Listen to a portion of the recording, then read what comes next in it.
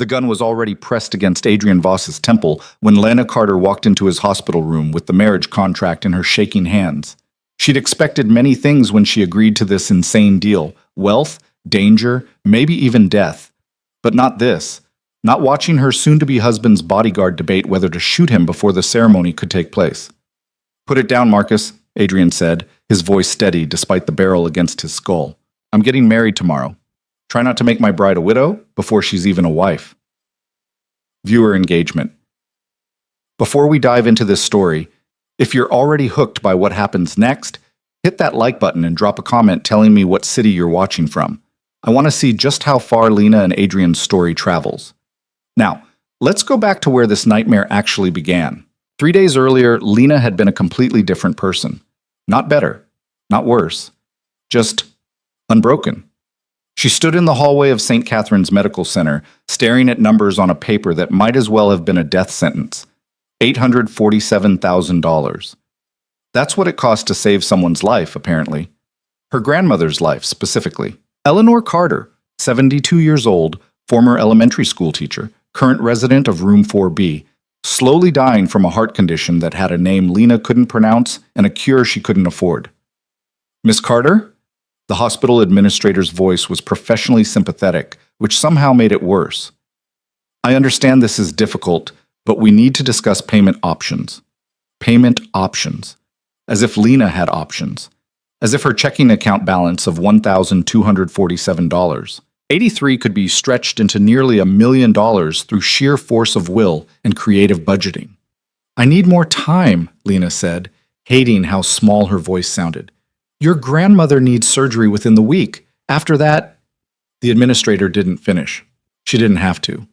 Lena nodded mechanically and walked back toward Room 4B, where her grandmother sat propped up against pillows, oxygen tubes in her nose. Reading a romance novel like this was just another Tuesday. "You look terrible, sweetheart," Eleanor said without looking up from her book. "Did they give you the number?" "Gran, don't, I'm old, not stupid. I know what hospitals cost." Eleanor finally lowered her book, and Lena saw something in her grandmother's eyes that made her chest hurt. Acceptance. "Maybe it's just my time." "Don't say that." Lena sat on the edge of the bed, careful not to disturb the IV lines.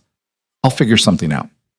"Lena, baby, there's nothing to figure out. You're 26 years old with student loans from that nursing degree you had to quit to take care of me. You work 2 jobs already. Where exactly are you going to find that kind of money? Rob a bank?" The joke fell flat because they both knew it wasn't really a joke. Lena had actually Googled how to rob a bank at 2 in the morning the night before. Not seriously. Not really. But desperate enough that the search history sat on her phone like evidence of how far she'd already fallen. "I'm not letting you die because I'm broke," Lena said. "That's not how this works." "That's exactly how this works, sweetheart." That's how it's always worked. Lena wanted to argue, but her phone buzzed in her pocket. Unknown number. She almost didn't answer, probably another debt collector, but something made her swipe to accept. "Lena Carter?" A woman's voice, smooth and professional. "Who's asking?" "My name is Victoria Chen. I represent someone who may have a solution to your current financial situation. Are you somewhere we can talk privately?" Every instinct Lena had screamed scam. "How do you know about my financial situation?" "I know you need $847,000 by the end of this week. I know you have $1,247.83 in your checking account. I know you work at Morrison's Diner and do overnight shifts at a warehouse. And I know that 15 minutes ago, you asked the hospital administrator for more time you don't have." The blood drained from Lena's face. "Are you a loan shark? Because I can't—" "Nothing so crude. I'm offering you legitimate employment, $1 million for 6 months of work. Interested?" Lena looked at her grandmother, who had gone back to her book, pretending not to listen. "What kind of work?" "The kind we discuss in person. There's a coffee shop 2 blocks from the hospital. Carmen's. I'll be in the back corner booth in 20 minutes. Come alone or don't come at all." The line went dead. Lena stared at her phone like it might suddenly make sense. $1 million, 6 months. No job on earth paid like that unless it was illegal, immoral, or likely to get her killed. Possibly all 3. "Go," her grandmother said quietly. "Gran, this is obviously a chance. Maybe your only one." Eleanor set down her book and took Lena's hand, her grip weaker than it used to be. I've watched you sacrifice everything for me for 3 years. Your degree, your future, your life. If there's even a chance this is real, you owe it to yourself to find out. And if it's dangerous? Eleanor smiled sadly. Baby, you're already in danger. We both are. At least this way, you might have something to show for it. Tut. Carmen's coffee shop smelled like burnt espresso and old pastries. It was the kind of place that survived on location rather than quality, close enough to the hospital that desperate people would pay $5 for terrible coffee just to have somewhere to fall apart in semi-privacy. Victoria Chen sat in the back corner booth exactly as promised. She was probably 40, dressed in a charcoal suit that cost more than Lena made in 6 months, and she looked completely out of place among the exhausted medical residents and crying families. Lena Carter, Victoria gestured to the seat across from her. Not a question. You're punctual, that's good. My employer values punctuality. Who's your employer? Lena sat down but didn't relax. And how do you know everything about my bank account? All will be explained. First, I need you to sign this. Victoria slid a single sheet of paper across the table. It's a non-disclosure agreement. Whatever I tell you in the next 10 minutes stays confidential, regardless of whether you accept the position. You want me to sign something before you even tell me what the job is? Yes. Because if you say no, my employer's privacy is still protected. If you say yes, we'll have much more detailed contracts to review. This is just the beginning. Lena picked up the paper.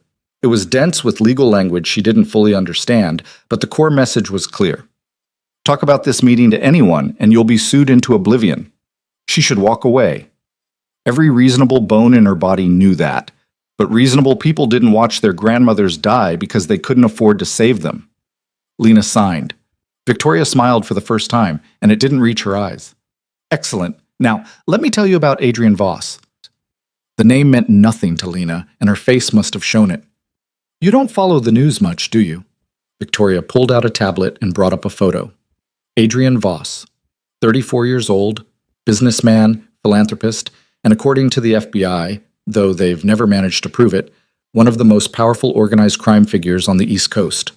The man in the photo looked like he'd been carved from marble and money. Sharp jaw, cold eyes, the kind of face that belonged on magazine covers or movie screens. Rich, powerful, dangerous. Everything Lena's world wasn't. What does this have to do with me? 6 weeks ago, Mr. Voss was the victim of an attempted assassination. He survived, but the attack left him with significant injuries. He's currently recovering in a private facility, but his condition has created complications within his organization. There are people who see his temporary weakness as an opportunity, people who need to be reminded that Mr. Voss is still very much in control. Okay, Lena said slowly, still not seeing how I fit in. Victoria leaned forward. Mr. Voss needs a wife, someone who can stand beside him, present a united front, convince his enemies that he's stable and secure. Someone who can play the role convincingly for 6 months while he fully recovers. After that, you'll quietly divorce, take your payment, and disappear back into your normal life. The words hit Lena like a truck. You want me to marry a crime boss. I want you to marry a businessman who needs to project strength. You'll live in his home, attend necessary social functions, and maintain the appearance of a legitimate marriage. In exchange, you'll receive $1 million, half deposited into an account of your choosing immediately upon signing, the remainder when the 6 months conclude. This is insane. This is pragmatic. Mr. Voss needs someone without connections to his world, someone he can trust not to have ulterior motives, someone who needs money badly enough to agree but isn't desperate enough to be stupid about it. You fit the profile perfectly. How do you even know about me? Mr. Voss has people who find people. When we explained what we needed, your name came up. Young, intelligent, desperate, but not destructive. No criminal record, no complicated family beyond your grandmother. Exactly what we're looking for. Lena's hands were shaking. She pressed them flat against the table. Let me get this straight. You want me to marry a man I've never met, who's apparently a criminal, recovering from being shot. Stabbed, actually, multiple times. Great, stabbed. You want me to marry him, live with him, lie to everyone for 6 months, and then what? Hope he actually pays me and lets me walk away? Do you understand how completely batshit that sounds? I understand you have 3 days to save your grandmother's life and no other way to do it. Victoria's voice was gentle, but the words cut deep. I also understand that Mr. Voss is many things, but he honors his contracts. You'll be protected, compensated, and released exactly as promised. You have my word. The word of a woman I met 20 minutes ago who works for a crime boss. The word of someone who's offering you exactly what you need. Victoria slid another paper across the table. This one was thicker, stapled, covered in tiny print. The actual contract. Take it home. Read it. You have 24 hours to decide. After that, we move on to someone else. And you watch your grandmother die knowing you had a choice. It was the cruelest thing anyone had ever said to Lena, made worse by the fact that it was completely true. Lena didn't sleep that night. She lay in her grandmother's hospital room in the uncomfortable fold-out chair that smelled like disinfectant and other people's grief, reading the contract by the light of her phone. It was thorough, terrifyingly thorough. 57 pages of legal language that covered everything from public appearance requirements to confidentiality clauses to what would happen if either party tried to terminate early. There were rules about physical contact, permitted but not required, communication, filtered through designated intermediaries, and even pregnancy, prohibited, with specific contraception requirements outlined in uncomfortable detail. The money clause was simple: $500,000 deposited within 24 hours of signing. $500,000 upon successful completion of the 6-month term, all medical care covered, all living expenses covered. A separate $100,000 discretionary fund for clothing and personal needs. It was more money than Lena had ever imagined having, enough to save her grandmother and still have a future after, enough to finish her nursing degree, enough to stop drowning. All she had to do was marry a stranger, a dangerous stranger, a man who'd been stabbed multiple times by people who wanted him dead. "You're still here." Eleanor's voice was quiet in the darkness. "Thought you had work." "Called in sick." Lena set down her phone. "Gran, if you could have any amount of money, what would you do with it?" "That's a dangerous question at 3 in the morning." "Humor me." Eleanor was quiet for a moment. "I'd get the surgery, get better, watch you finish that nursing degree you gave up for me, maybe live long enough to see you married for real, not because some old woman guilt-tripped you into it." "I didn't." "Yes, you did, and I love you for it. But baby, you can't sacrifice your whole life for mine. I've already lived most of mine. You've barely started." Lena felt tears on her face and angrily wiped them away. "What if I could get the money? All of it. Enough for your surgery and more. But there was a catch. A big catch. Would you want me to take it?" "Depends on the catch. The kind that might ruin my life. Or save it. I honestly don't know which." Eleanor reached out, and Lena took her hand. Her grandmother's skin was paper-thin, spotted with age and IV bruises. "You know what I've learned in 72 years? There's no such thing as a free miracle. Everything good comes with a cost. Question isn't whether there's a catch. There's always a catch. Question is whether you can live with it." "How do I know?" "You don't. You just decide which regret you can live with better, trying and failing or never trying at all." Lena looked at the contract on her phone screen, 57 pages that would change everything. "I need to tell you something," Lena said quietly, "and you need to promise not to freak out." 22 hours later, Lena stood outside a building that looked like it was trying to intimidate people just by existing.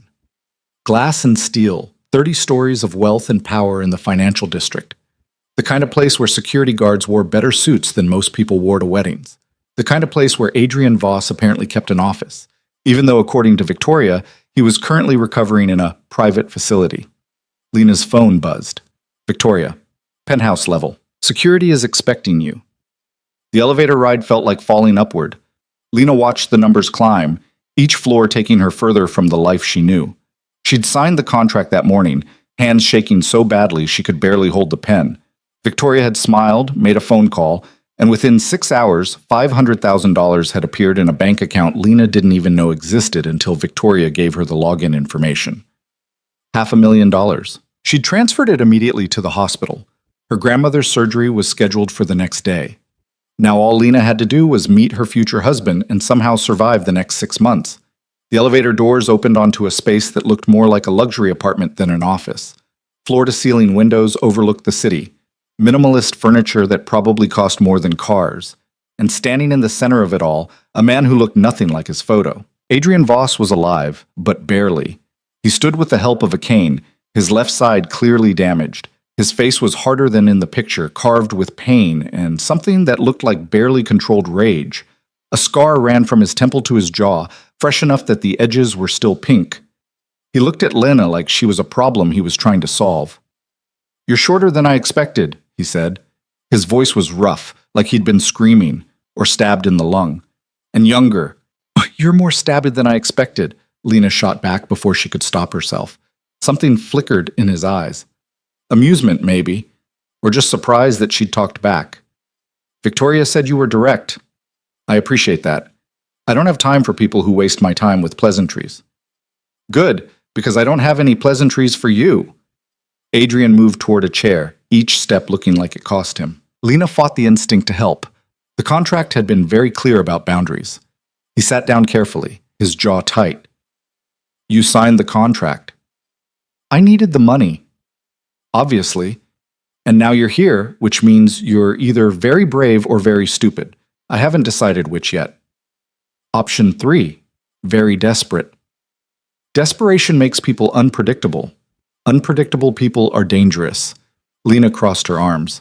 "You're the one who sent someone to find a desperate person to marry you. If you wanted predictable, you should have hired an actress. Actresses lie for a living. I need someone who will be honest, at least with me. Can you do that?" "Depends, can you?" Adrian stared at her for a long moment. Then, unexpectedly, he laughed. It sounded painful, and he pressed a hand to his side.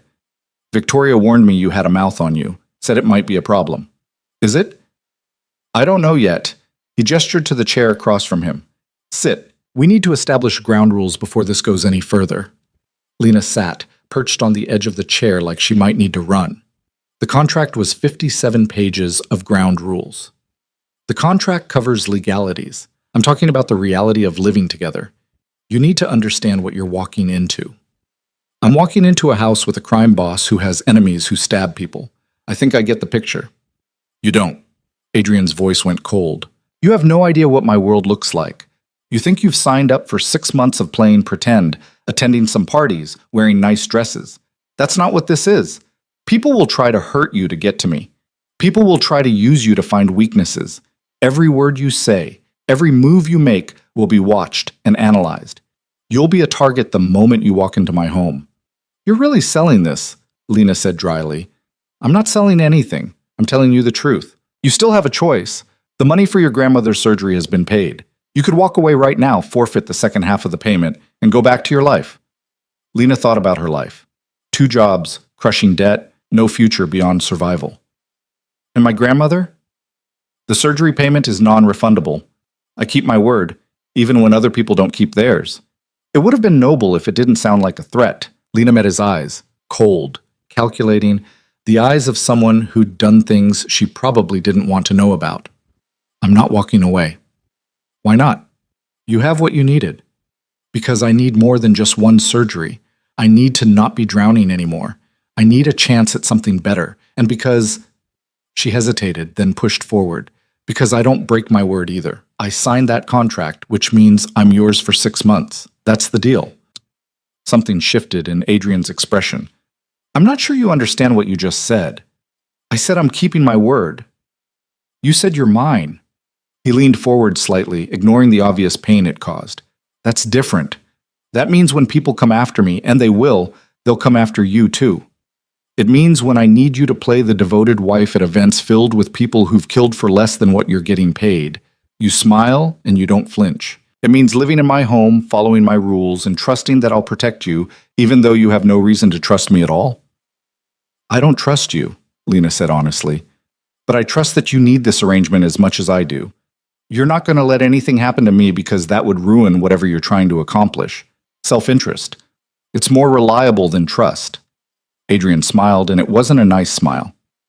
"You're smarter than Victoria gave you credit for. That's either going to make this easier or much, much harder." "When do we start?" "The wedding is in 3 days. You'll move into my home tomorrow. Tonight, you'll meet some of my people, the ones who need to believe this is real. Think you can handle that?"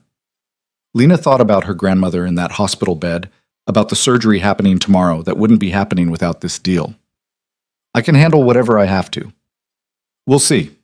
Adrian reached for his cane, preparing to stand. "One more thing, Lena. The people in my world are very good at spotting lies. If you can't sell this, if you can't convince them that you actually want to be here, they'll tear you apart looking for the truth. Are you prepared for that? Are you prepared for me to tell them exactly what I think of you? That might actually help. Nothing says real marriage like visible contempt. He stood slowly, and Lena noticed how carefully he moved, how much pain he was hiding. Come on, let's go meet the people who are going to decide if you live or die for the next 6 months. The private facility, where Adrian was supposedly recovering, turned out to be the entire 30th floor of a different building, converted into what looked like a fortress disguised as a luxury apartment. Guards at the elevator. More guards in the hallway. Security cameras everywhere. Subtle, Lena muttered. Necessary. Adrian led her through a door that required a keycard, facial recognition, and probably a blood sacrifice. After what happened, I don't take chances.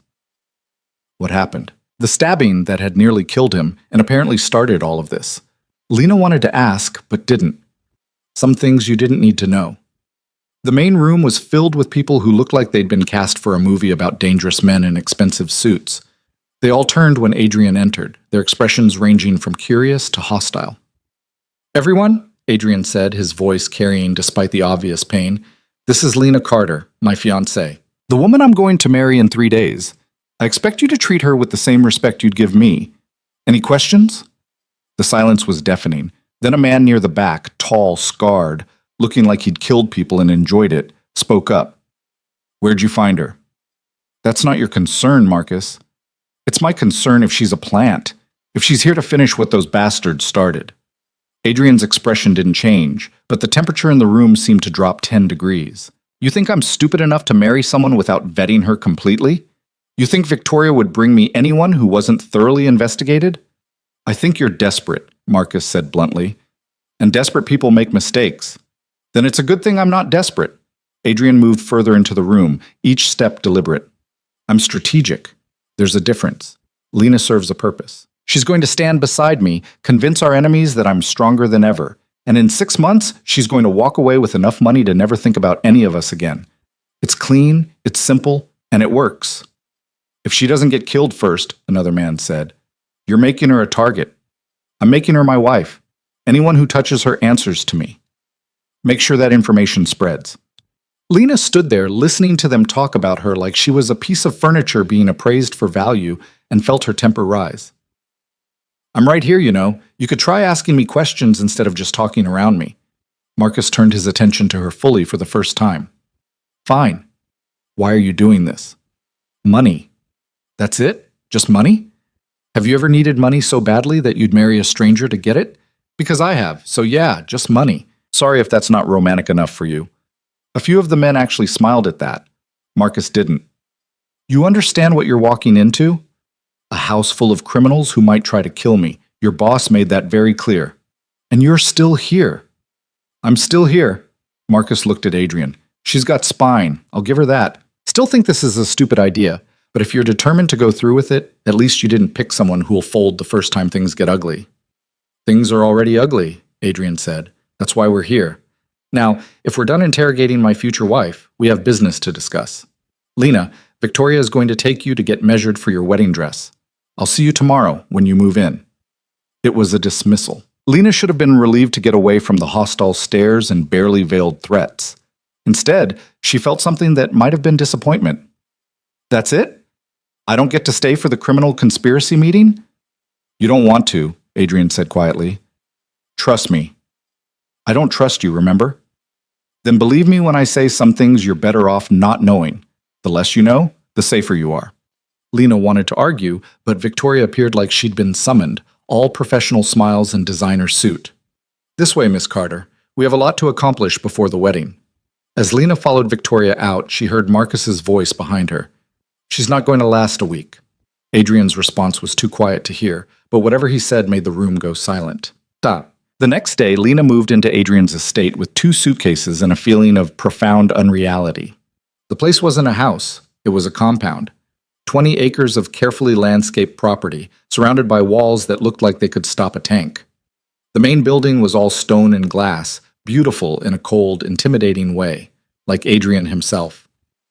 Mr. Voss is in his study, said the woman who'd introduced herself as Mrs. Chen, no relation to Victoria apparently, the head of household staff. He asked that you get settled first. Your rooms are on the second floor, east wing. Rooms, plural. Lena had expected to have to share a bedroom to keep up appearances. The contract had been unclear about sleeping arrangements. The suite she was shown to was bigger than her entire apartment had been. Bedroom, sitting room, bathroom that looked like a spa, walk-in closet already filled with clothes in exactly her size. Her size. They'd measured her yesterday, but this was too much, too fast. This is too much, Lena said aloud. Mr. Voss was very specific about your accommodations, Mrs. Chen said neutrally. Is there anything else you need?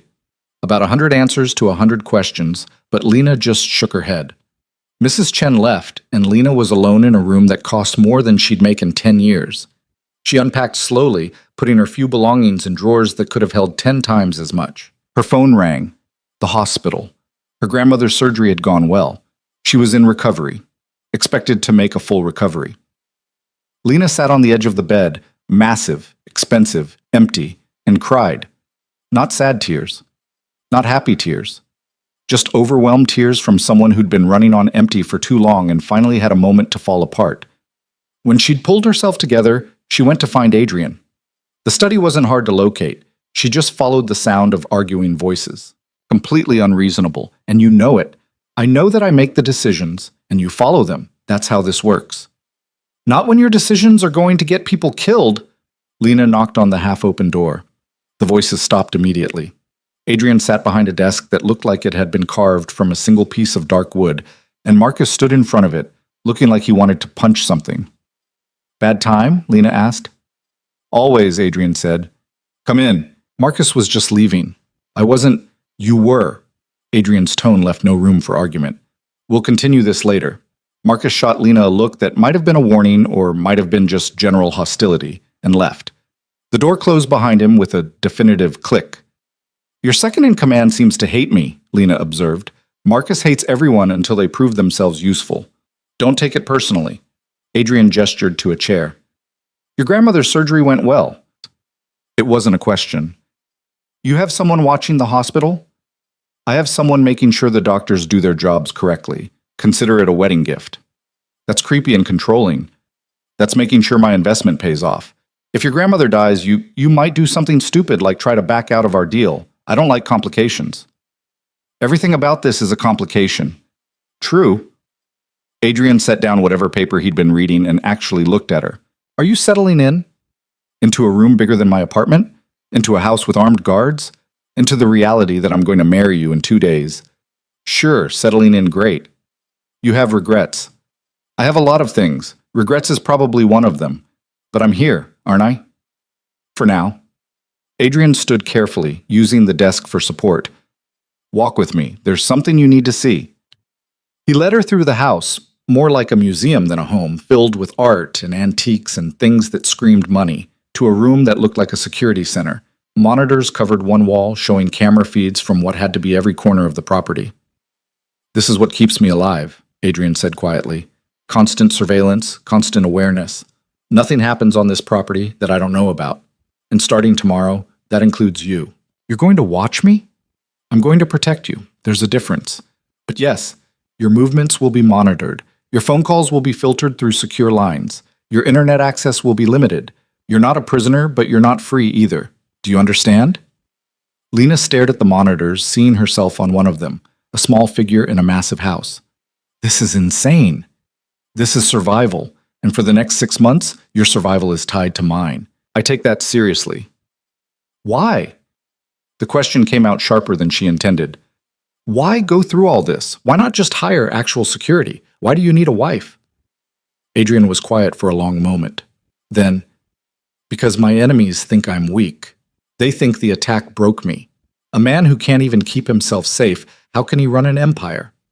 But a man who's getting married, who's planning a future, who's strong enough to bring someone into his life, that's a different message. You're using me as propaganda. I'm using you as proof that I'm still in control. It's not personal. Everything about this is personal, Lena said. You're asking me to live with you, to stand beside you, to let people think we're in love. You can't pretend that's not personal. I can pretend anything if it keeps me alive. The question is, can you? Lena looked at him, really looked at him, saw the pain he was hiding, the anger, the absolute refusal to show weakness even when he could barely stand without support. You're terrified, she said softly. You're absolutely terrified that they're right, that you are weak now. Adrian's jaw tightened. Get out. What? Get out of this room, now. Lena should have listened, should have walked away. Instead, she stepped closer. I'm right, aren't I? That's what this is really about, not fooling your enemies, fooling yourself. You don't know anything about me. I know you got stabbed nearly to death, and you're still trying to act like you're invincible. I know you can barely walk without that cane, but you're too proud to use it in front of your people. I know. Adrian moved faster than she thought he could, closing the distance between them. For a second, Lena thought he might actually hurt her, but he just stood there, breathing hard, close enough that she could see the scar on his face in perfect detail. Don't, he said, his voice low and dangerous. Presume to understand me. You're here for 6 months. You'll play your part, take your money, and leave. That's the arrangement, nothing more. Then maybe you should stop looking at me like I'm something more than an arrangement, Lena shot back. They stood there frozen in a moment that felt like standing on the edge of something neither of them wanted to fall into.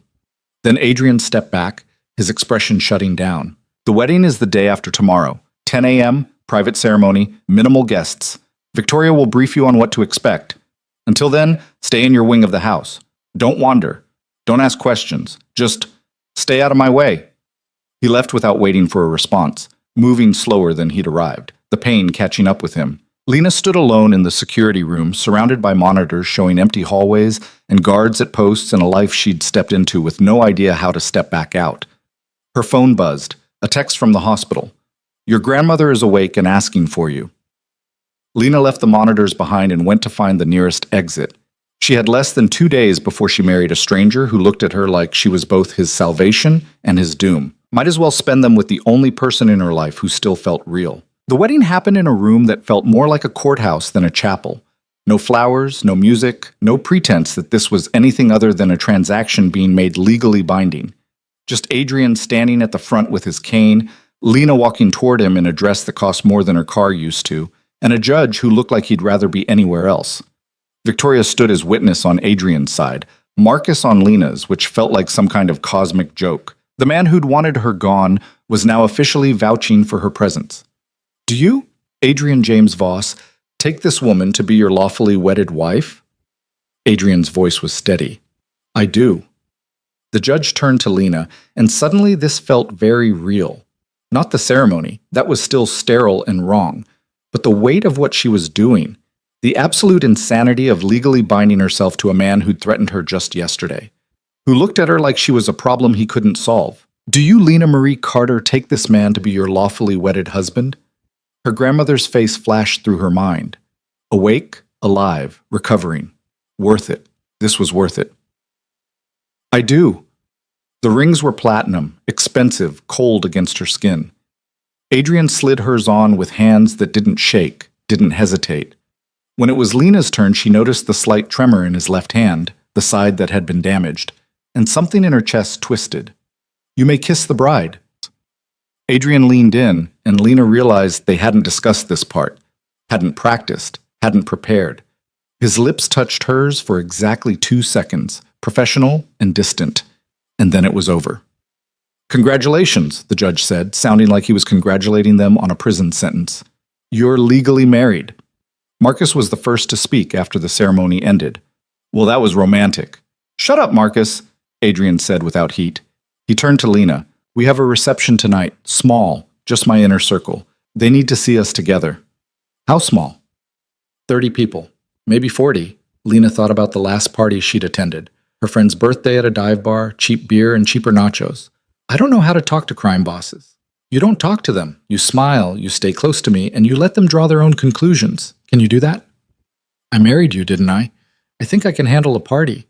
Something flickered in Adrian's expression. We'll see. The reception was held in the main house's ballroom, which Lena hadn't even known existed until Victoria led her there that evening. The room was full of people who looked like they'd stepped out of a magazine about wealth and danger. Women in dresses that cost more than medical equipment, men in suits tailored so perfectly they might as well be uniforms. And all of them were watching Lena like she was something they needed to categorize before deciding whether to accept or destroy. Adrian appeared at her side, moving without the cane now, though Lena could see the cost in how he held himself. Ready? Not even remotely. Good. Fear keeps you sharp. He offered his arm, and Lena took it, feeling the tension in his muscles. Stay close. Don't drink anything you didn't see poured. Don't go anywhere alone. And if anyone asks personal questions, redirect to me. You're really selling this whole fun party vibe. This isn't fun. This is survival dressed up in champagne and small talk. They entered together, and the room's energy shifted. Conversations paused, eyes tracked their movement. Lena felt like prey walking into a room full of predators who were trying to decide if she was worth the effort of killing. A woman approached, mid-40s, stunning in a way that seemed weaponized, with eyes that could cut glass. Adrian, so this is your bride. Natasha. Adrian's voice cooled. Lena, this is Natasha Volkov. She handles our East Coast operations. Operations? Lena kept her voice neutral. That's a nice way of saying it. Natasha smiled, and it didn't reach her eyes. I like this one. She's honest. How refreshing. She turned her attention fully to Lena. Tell me, dear, how did you and Adrian meet? He's been so secretive about his personal life. This was a test. Lena could feel it. We met through a mutual friend. Nothing dramatic, just right place, right time. How romantic. And you didn't mind that your husband has so many enemies? I didn't marry his enemies. I married him. Natasha's smile grew sharper. Brave or stupid? I haven't decided which. Does it matter? Lena asked. I'm here either way. True. Natasha looked at Adrian. She's got spine. That's good. She'll need it. She drifted away, leaving behind the scent of expensive perfume and veiled threats. Adrian's grip on Lena's arm tightened slightly. Well done. I feel like I just passed some kind of exam I didn't know I was taking. You did. Natasha is one of my most valuable people, but she's also one of the most dangerous. If she'd sensed weakness, she would have pushed until you broke. And if I'd broken, then everyone here would know this marriage is a sham, and we'd both have problems. Adrian steered her toward a quieter corner of the room. You're doing better than I expected. Your expectations must be incredibly low. They usually are. People tend to disappoint. Before Lena could respond, Marcus appeared with 2 glasses of champagne. Figured the bride should at least get to drink at her own wedding. Poured it myself, boss, so it's safe. Adrian took both glasses, examined them briefly, then handed one to Lena. Thank you, Marcus. Don't thank me yet. We've got incoming. Marcus nodded toward the entrance, where a man was arriving late, flanked by his own security. That's Dmitry Kozlov, controls the waterfront operations. Also happens to be the one who ordered the hit on you. Lena's hand tightened on her champagne glass. The one who stabbed you is here? At our wedding? Allegedly ordered the hit, Adrian corrected. No proof. And yes, he's here because keeping your enemies close is better than wondering what they're planning. Dmitry was tall, built like someone who'd done his own violence before hiring people to do it for him. He spotted Adrian and smiled, heading straight toward them. Adrian, congratulations on your marriage. I was surprised to hear the news. Surprised you were well enough to stand for a ceremony. I'm resilient. Adrian's voice was pleasant, but there was steel underneath. Dmitry, this is my wife, Lena. Dmitry's eyes swept over Lena in a way that made her skin crawl. Beautiful. Tell me, my dear, does your husband tell you about his business, about the dangerous world he's brought you into? He tells me what I need to know, Lena said carefully. And what do you think you need to know? Lena looked at Adrian, then back at Dmitry. Fuck it. I know that someone tried to kill my husband and failed. I know that whoever did it is probably scared now, because Adrian's still here and getting stronger every day. And I know that I'm not going anywhere, which means anyone who comes after him has to go through me first. The silence that followed was profound. Then Dmitry laughed, loud and genuine. She's fierce. Adrian, you've done well. A wife with fire. Very impressive. I don't keep weak things around me, Adrian said quietly. You should remember that. The threat hung in the air between them, barely disguised. Dmitry's smile didn't waver, but something changed in his eyes. Of course. Well, I should pay my respects to the other guests. Congratulations again. When he was gone, Lena let out a breath she didn't know she'd been holding. Did I just make that worse? No. Adrian was looking at her with something that might have been respect. You made it better. He expected you to be scared, pliable. Instead, you showed teeth. That matters here. I was terrified. I know. But you didn't show it. That's the difference. Adrian set down his untouched champagne. Come on, there are more people you need to meet before this night is over. The next 2 hours were a blur of names and faces, each one more dangerous than the last. Lena smiled until her face hurt, stood close to Adrian until her feet ached in the expensive heels Victoria had provided, and played the role of devoted wife to a man she barely knew. By the time the last guest left, she was exhausted in ways she'd never been before. Physical tiredness she understood. She'd worked double shifts, pulled all-nighters. But this was different. This was the exhaustion of maintaining a lie so completely that she'd started to forget what the truth looked like. Adrian found her in the ballroom after everyone had gone, sitting on one of the chairs with her shoes kicked off. You survived. Barely. Do we have to do that often? Often enough. My world runs on appearances and alliances. You'll get used to it. What if I don't want to get used to it? Adrian sat down next to her, moving carefully. This late, with no one to perform for, he let the pain show. Then the next 6 months are going to be very difficult for you. Lena looked at him, really looked. The scar on his face was still pink, healing. There were others, she knew, hidden under his expensive suit. Signs of violence survived. Can I ask you something? You can ask. I may not answer. Why did they try to kill you? What did you do? Adrian was quiet for so long that Lena thought he wouldn't respond. Then, I refused to compromise on something they wanted. Territory, control, doesn't matter now. What matters is they thought I was weak enough to eliminate. They were wrong. And now you have to prove you're not weak by parading me around like some kind of trophy. You're not a trophy. You're a statement. There's a difference. What kind of statement? That I'm still thinking about the future. That I'm building something instead of just defending what I have. That I'm... He trailed off, jaw tight. That you're what? That I'm still human enough to want something beyond survival. Adrian stood abruptly. You should rest. Tomorrow starts early. We have meetings, appearances, more performances. Adrian, Lena stood too, ignoring the protests from her tired feet. Thank you. For what? For keeping your word. About my grandmother. About protecting me tonight. About all of this. Something complicated crossed his face. Don't thank me yet. We're just getting started. He left before she could respond, moving through the massive house like a ghost haunting his own life. Lena made her way back to her room, past security guards who nodded respectfully, through hallways that still felt like a museum. Her phone buzzed with a text from her grandmother. How was your wedding, sweetheart? Lena had told her the basics, met someone, fell fast, getting married quickly. Her grandmother thought it was a whirlwind romance. She had no idea it was a business transaction. Beautiful, Lena typed back. I'll tell you all about it tomorrow. She fell asleep in a bed that cost more than she'd made in years, wearing a ring that bound her to a stranger, and dreamed of guns pressed to temples and men who smiled while planning murder. The next morning started with a knock on her door at 6 a.m. Victoria, impeccably dressed as always, holding a tablet and looking like she'd been awake for hours. Good morning, Mrs. Voss. We have a busy day. Mrs. Voss. The name still felt foreign. What kind of busy? Adrian has a meeting with potential investors at 9.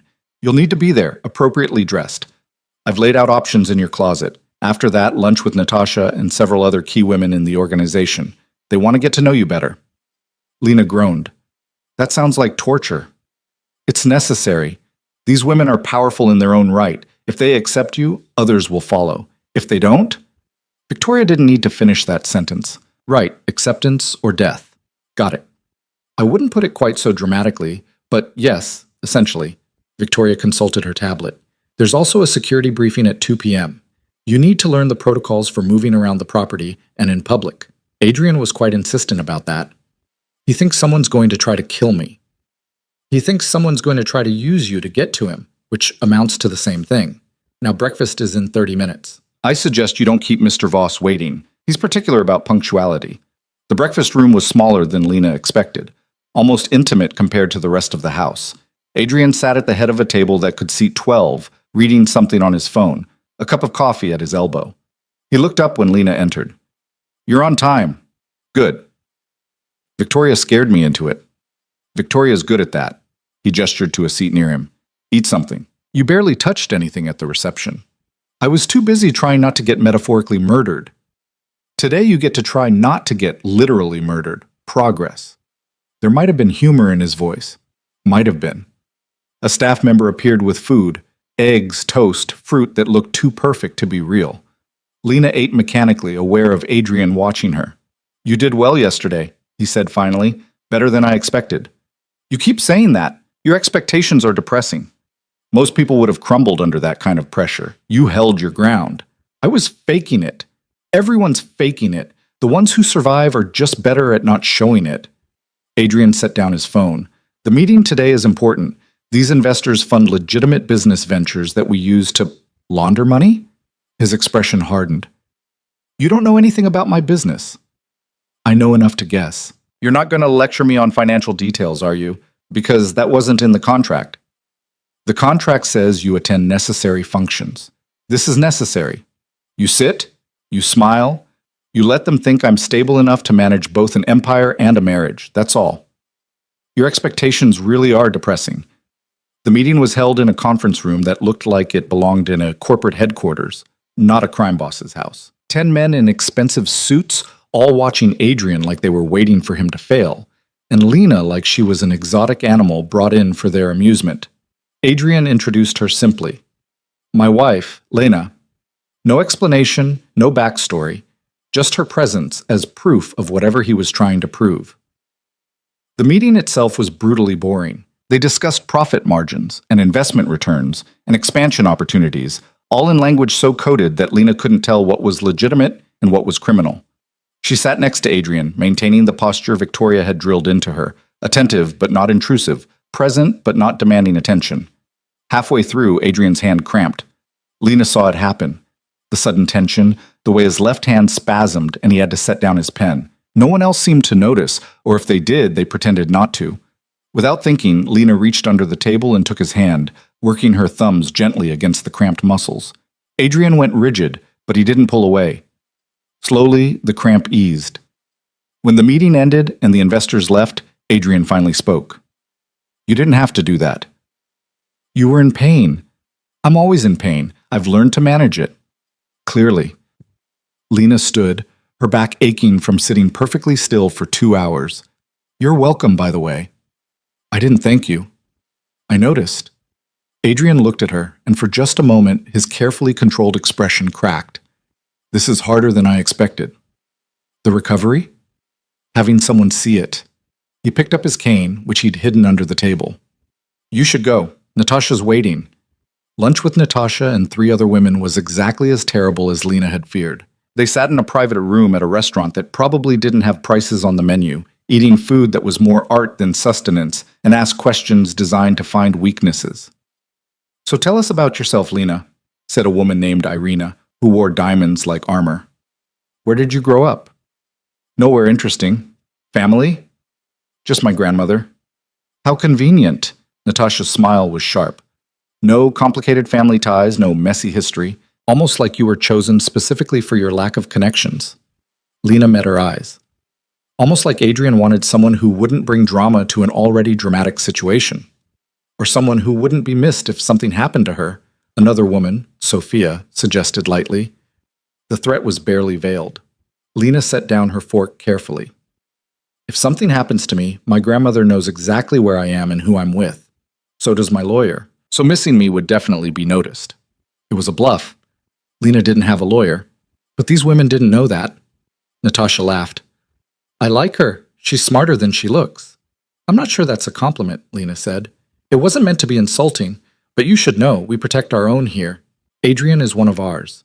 If you hurt him, if you betray him, if you prove to be anything other than what you claim, Natasha leaned forward slightly. Well, let's just say you wouldn't be the first problem we've solved permanently.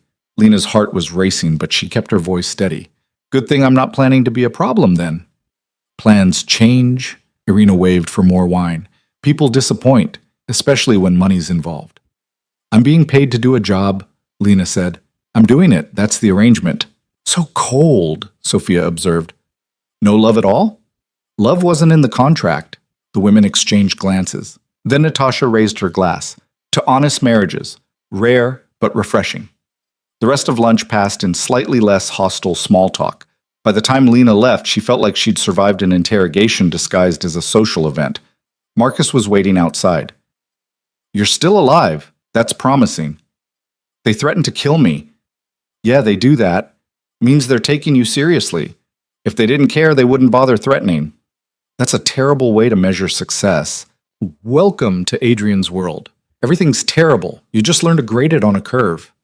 The security briefing was conducted by a man named Torres, who looked like he'd been military before he was criminal. He showed Lena the property's safe rooms, the emergency exits, the protocols for if the house was breached. In the event of an attack, your job is simple, Torres said. Get to the nearest safe room and lock yourself in. Don't try to help, don't try to fight, just hide until we've neutralized the threat. And if I can't get to a safe room, then you stay with Mr. Voss and do exactly what he says. He's survived more attempts on his life than most people have birthdays. Trust his instincts. That night, Lena found Adrian in the security room she'd seen on her first day, watching the monitors with an intensity that suggested he was looking for threats in every shadow. Do you ever sleep? She asked from the doorway. He didn't turn around. Not much, not anymore. Because you're waiting for them to try again. Because I'm making sure I see them coming when they do. He finally looked at her. How was lunch? Your friends threatened to kill me. They're not my friends. And yes, they would have. Standard procedure. Your life is insane. I know. He turned back to the monitors. You should rest. Tomorrow's another full day. Lena should have left. Should have gone to her massive empty room and tried to sleep. Instead, she pulled up a chair next to him. Teach me. Teach you what? How to see what you see. How to know who's dangerous. How to survive in your world. Adrian studied her for a long moment. Why? Because I'm stuck here for 6 months, and I'd rather not spend them being terrified and clueless. Plus, you clearly don't sleep anyway. Might as well make use of the time. Something that might have been a smile crossed his face. Fine. See that monitor, top left? That's the east gate. Watch the guard rotation. Notice anything? Lena watched. They change every hour. Every 2 hours. But watch Johnson there. He checks his phone every 15 minutes, creates a pattern, a weakness. You think your own guards are weaknesses? I think everyone has patterns, and patterns can be exploited. That's how they got to me. Found a pattern in my routine and used it. How did they do it? Lena asked quietly. If you don't mind me asking. Adrian was silent for a long time. When he finally spoke, his voice was distant. I used to go to a gym. Same time, same days. Thought I was being careful, but careful isn't enough when someone's patient. They waited 6 months, learned every detail, and struck when I was most vulnerable. 3 men, 8 stab wounds. I survived because Marcus got there in time, but it was close. Closer than I like to think about. I'm sorry. Don't be sorry. Be smart. Learn from my mistakes. They sat there for hours, Adrian teaching Lena to read the monitors, to notice inconsistencies, to think like someone looking for vulnerabilities. It was strange and intimate in a way their actual wedding hadn't been. No performance, no audience, just 2 people trying to survive the same dangerous world. Around 3 a.m., Lena finally stood to leave. Thank you for this. You're surprisingly easy to talk to, Adrian said, sounding almost surprised by the admission. Most people are either afraid of me or trying to use me. You're just here. Where else would I be? I'm contractually obligated to be here. You could be in your room, avoiding me, counting down the days until this is over. I am counting down the days. I'm just not avoiding you while I do it. Adrian almost smiled. Almost. Good night, Lena. Good night, Adrian. As she left, she heard him go back to watching the monitors, waiting for threats that might never come, unable to stop looking, even though it was destroying him from the inside. Lena fell asleep that night thinking about a man so broken by violence that he couldn't close his eyes without seeing enemies in every shadow, and wondering what it said about her that she was starting to understand exactly how he felt. The routine settled in faster than Lena expected. Mornings with Adrian reviewing security footage and discussing threats both real and imagined. Afternoons attending meetings where men in expensive suits talked in code about things Lena was learning to decode. Evenings alone in her suite, talking to her grandmother on the phone and pretending everything was normal. 3 weeks into the marriage, Adrian could walk without the cane for short distances. Lena noticed because she'd started cataloging his recovery like data points in a study she couldn't abandon. The way his left hand trembled less when he signed documents, how he could stand through entire meetings now without his jaw going tight from pain. Small victories that he never acknowledged, but that Lena saw anyway. "You're staring," Adrian said one morning, not looking up from the contract he was reading. They were in his study, Lena supposedly reviewing the guest list for an upcoming reception while actually watching him work. "I'm observing. There's a difference." "Observing what?" "You're getting better, stronger. The physical therapy is working." Adrian finally looked at her. "You pay attention to things you shouldn't." "Should I pretend not to notice? Would that make you more comfortable?" "Nothing about this makes me comfortable." He set down the contract. "But yes, the therapy is working. Slowly. Too slowly for my liking, but Torres says I'm ahead of schedule." "Torres would say that even if you weren't. He's terrified of you." "Everyone's terrified of me. That's the point. I'm not terrified of you."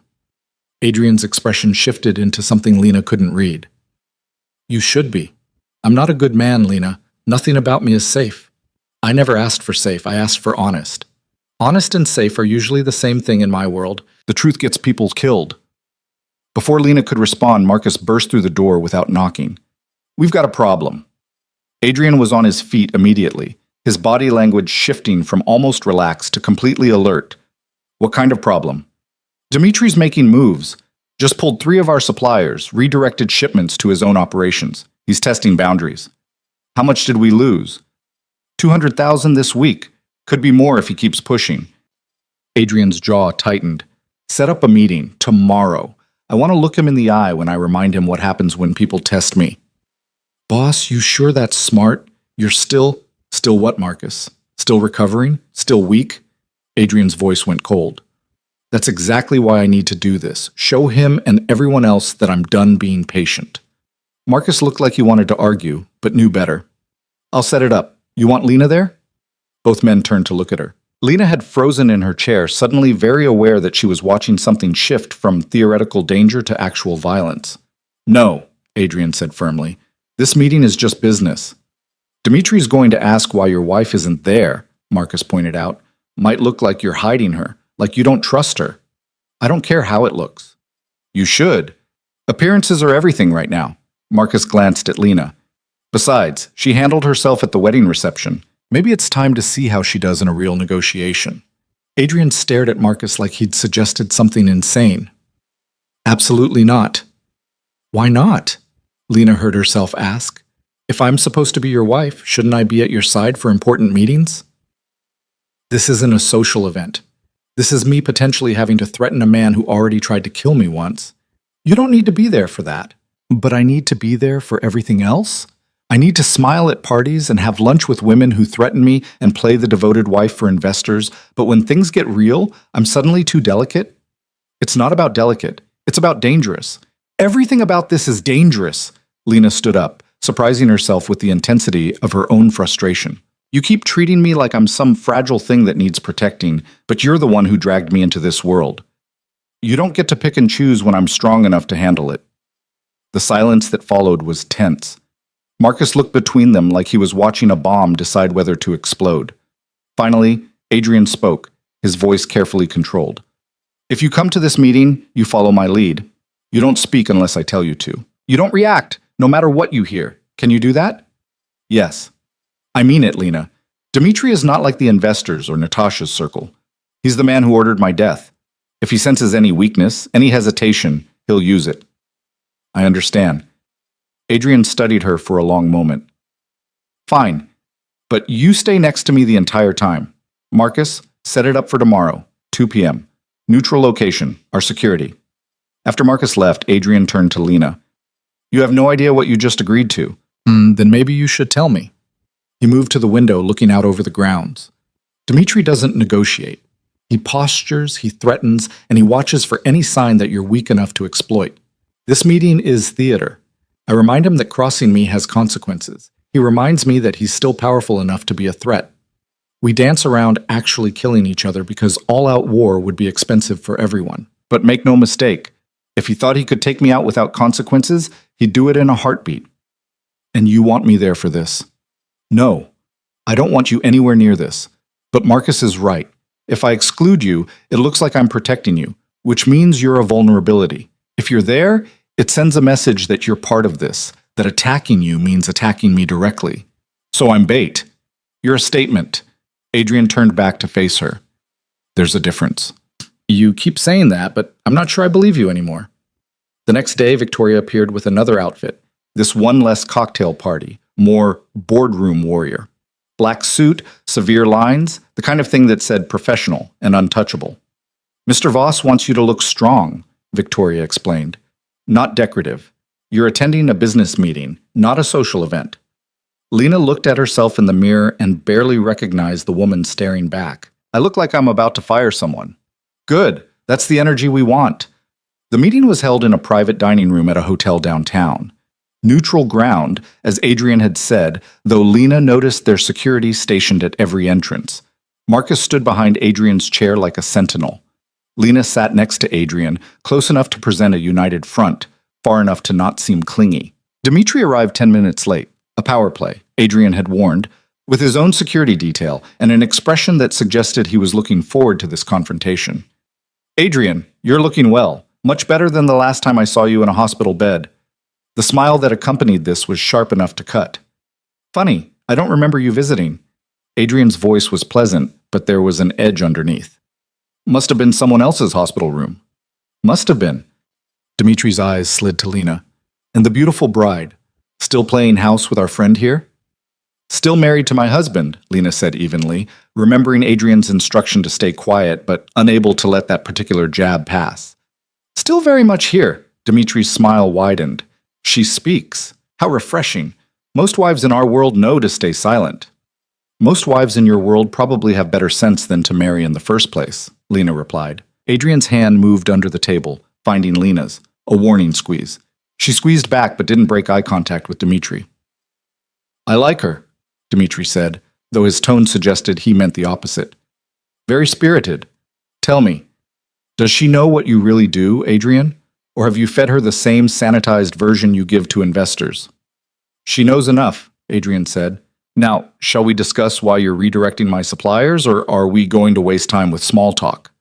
Ah, yes, business. You always were impatient with pleasantries.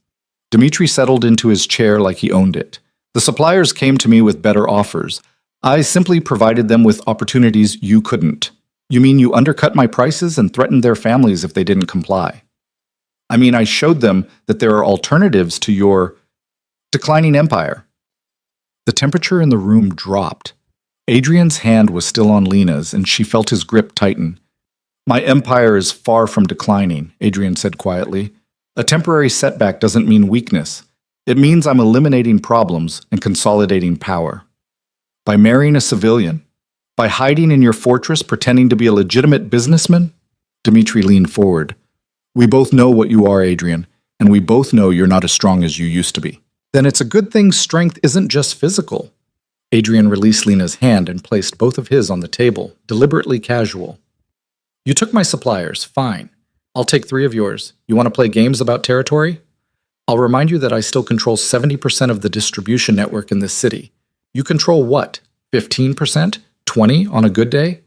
Percentages change. Not as fast as you'd like. Adrian stood slowly, and Lena noticed he didn't use the table for support. Pure will keeping him steady. Here's what's going to happen. You're going to return my suppliers, with an apology. You're going to remember that I've been more than generous in letting you operate in my territory, and you're going to stop testing me before I stop being patient. Dmitri didn't stand. And if I don't? Then you'll find out exactly how strong I still am. And trust me, Dmitri, you won't like the answer. The silence that followed was suffocating. Lena forced herself to breathe normally, to not show the fear crawling up her spine. These men were talking about violence with the same casual tone other people use to discuss the weather. Finally, Dmitri stood. I'll consider your request. It wasn't a request. Everything's a request when you don't have the power to enforce it. Dmitri buttoned his suit jacket. But I'll give you credit, Adrian. You're putting on a good show. The wife, the recovery, the threats. Very convincing. Almost makes me forget that you're one bad day away from collapse. He left before Adrian could respond, his security following like shadows. Marcus moved immediately to Adrian's side. Boss, you okay? Adrian was leaning against the table now, the cost of standing for that confrontation finally showing. Fine. Get me home. The drive back was silent. Adrian sat with his eyes closed, jaw tight with pain he was done hiding. Lena wanted to say something, ask if he was all right, offer help, anything, but the set of his shoulders suggested he was barely holding himself together, and any sympathy might break something vital. They made it back to the estate, and Adrian disappeared into his private rooms without a word. Marcus caught Lena's arm as she started to follow. Let him be. When he's like this, he needs space. He's hurt. He's always hurt. Right now, he's also furious and embarrassed, which is worse. Give him time. Lena went to her own suite, but she couldn't settle. She paced, replaying the meeting in her head. The threats, the posturing, the way Dmitri had looked at her like she was a weakness to exploit, the way Adrian had stood despite obvious pain just to prove he could. 2 hours later, she found herself outside Adrian's rooms. She knocked before she could talk herself out of it. Go away, Marcus. It's not Marcus. A long pause. Then, I said I needed space. I know. I'm not good at following directions. Lena tried the door. Unlocked. She pushed it open. Adrian's private suite was darker than hers, decorated in shades of gray and black that matched his moods. He sat on the edge of his bed, shirt unbuttoned, revealing scars that Lena had only imagined until now. 8 stab wounds, he'd said. She counted them. He hadn't been exaggerating. You shouldn't be here, Adrian said, not looking at her. Probably not. Lena closed the door behind her. But I am anyway. I don't need your pity. Good, because I'm not offering any. She sat in a chair across from him, far enough to not be intrusive. I need to understand something. Understand what? Why you stood up during that meeting. You were in pain. Dmitri could see it. We all could. But you stood anyway. Why? Adrian finally looked at her. Because if I'd stayed sitting, he would have seen it as surrender, weakness, an invitation to push harder. So you hurt yourself just to prove a point. I hurt myself to survive. There's a difference. Is there? Lena leaned forward. Because from where I'm sitting, it looks like you're destroying yourself trying to be something you're not anymore. And what am I? Human. Damaged, still recovering from nearly dying. But instead of admitting that, you push yourself until you break. And then you hide in here so no one sees the cracks. Adrian's laugh was bitter. You think I don't know I'm broken? I live with it every day. Every step that hurts, every hand that shakes, every night I can't sleep because I'm waiting for someone to finish what Dmitri started. I know exactly what I am. Then why keep pretending you're not? Because the moment I admit weakness, the moment I show them I'm vulnerable, they'll tear me apart. Not just Dmitri, all of them. Every person who's waiting for me to fail so they can take what I've built. What about the people who aren't waiting for you to fail? Lena asked quietly. What about Marcus, who got you to the hospital in time? What about me, who's here right now instead of counting down days until I can leave? You're here because I'm paying you to be here. I'm here because I chose to knock on your door. The contract doesn't cover late-night check-ins. Adrian stared at her for a long moment. Then, so quietly, she almost missed it. I don't know how to do this. Do what? Trust someone to see me like this and not use it against me. Lena stood and moved closer, slowly, like approaching something wild that might bolt. Then don't trust me. Just let me help anyway. Why would you help me? Because for some reason I don't fully understand. I don't want to watch you destroy yourself. And because whether we like it or not, we're in this together for the next 5 months. Might as well make it bearable. Adrian looked at her, really looked, like he was trying to solve a puzzle he couldn't figure out. Then he did something Lena never expected. He laughed, not bitter this time, almost genuine. You're either the bravest person I've ever met or the most foolish. Can I be both? Probably. He winced as he moved to button his shirt. His hands were shaking too much to manage it. Lena moved without thinking, batting his hands away and doing the buttons herself. This close, she could see the toll the meeting had taken. The exhaustion in his eyes, the pain lines around his mouth. All the things he hid from everyone else. There, she said when she finished. Now you're decent again. I'm a lot of things. Decent isn't one of them. I'll be the judge of that. She left before he could argue, closing the door softly behind her. In the hallway, she leaned against the wall and took a shaky breath. What the hell was she doing? Getting involved, caring about this man who'd hired her to play pretend, this wasn't part of the deal. But then again, nothing about this arrangement had gone according to plan. The next morning, Adrian was back to his controlled, distant self. If he remembered their conversation from the night before, he didn't acknowledge it. They fell back into routine.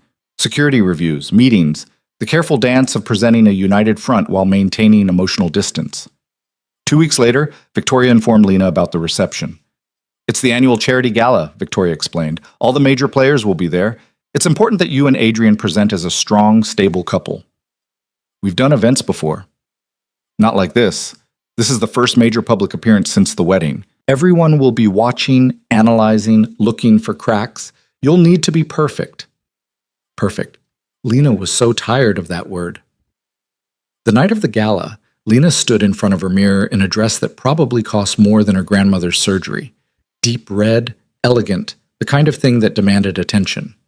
Victoria had outdone herself. Adrian met her at the top of the stairs, and for a moment he just stared.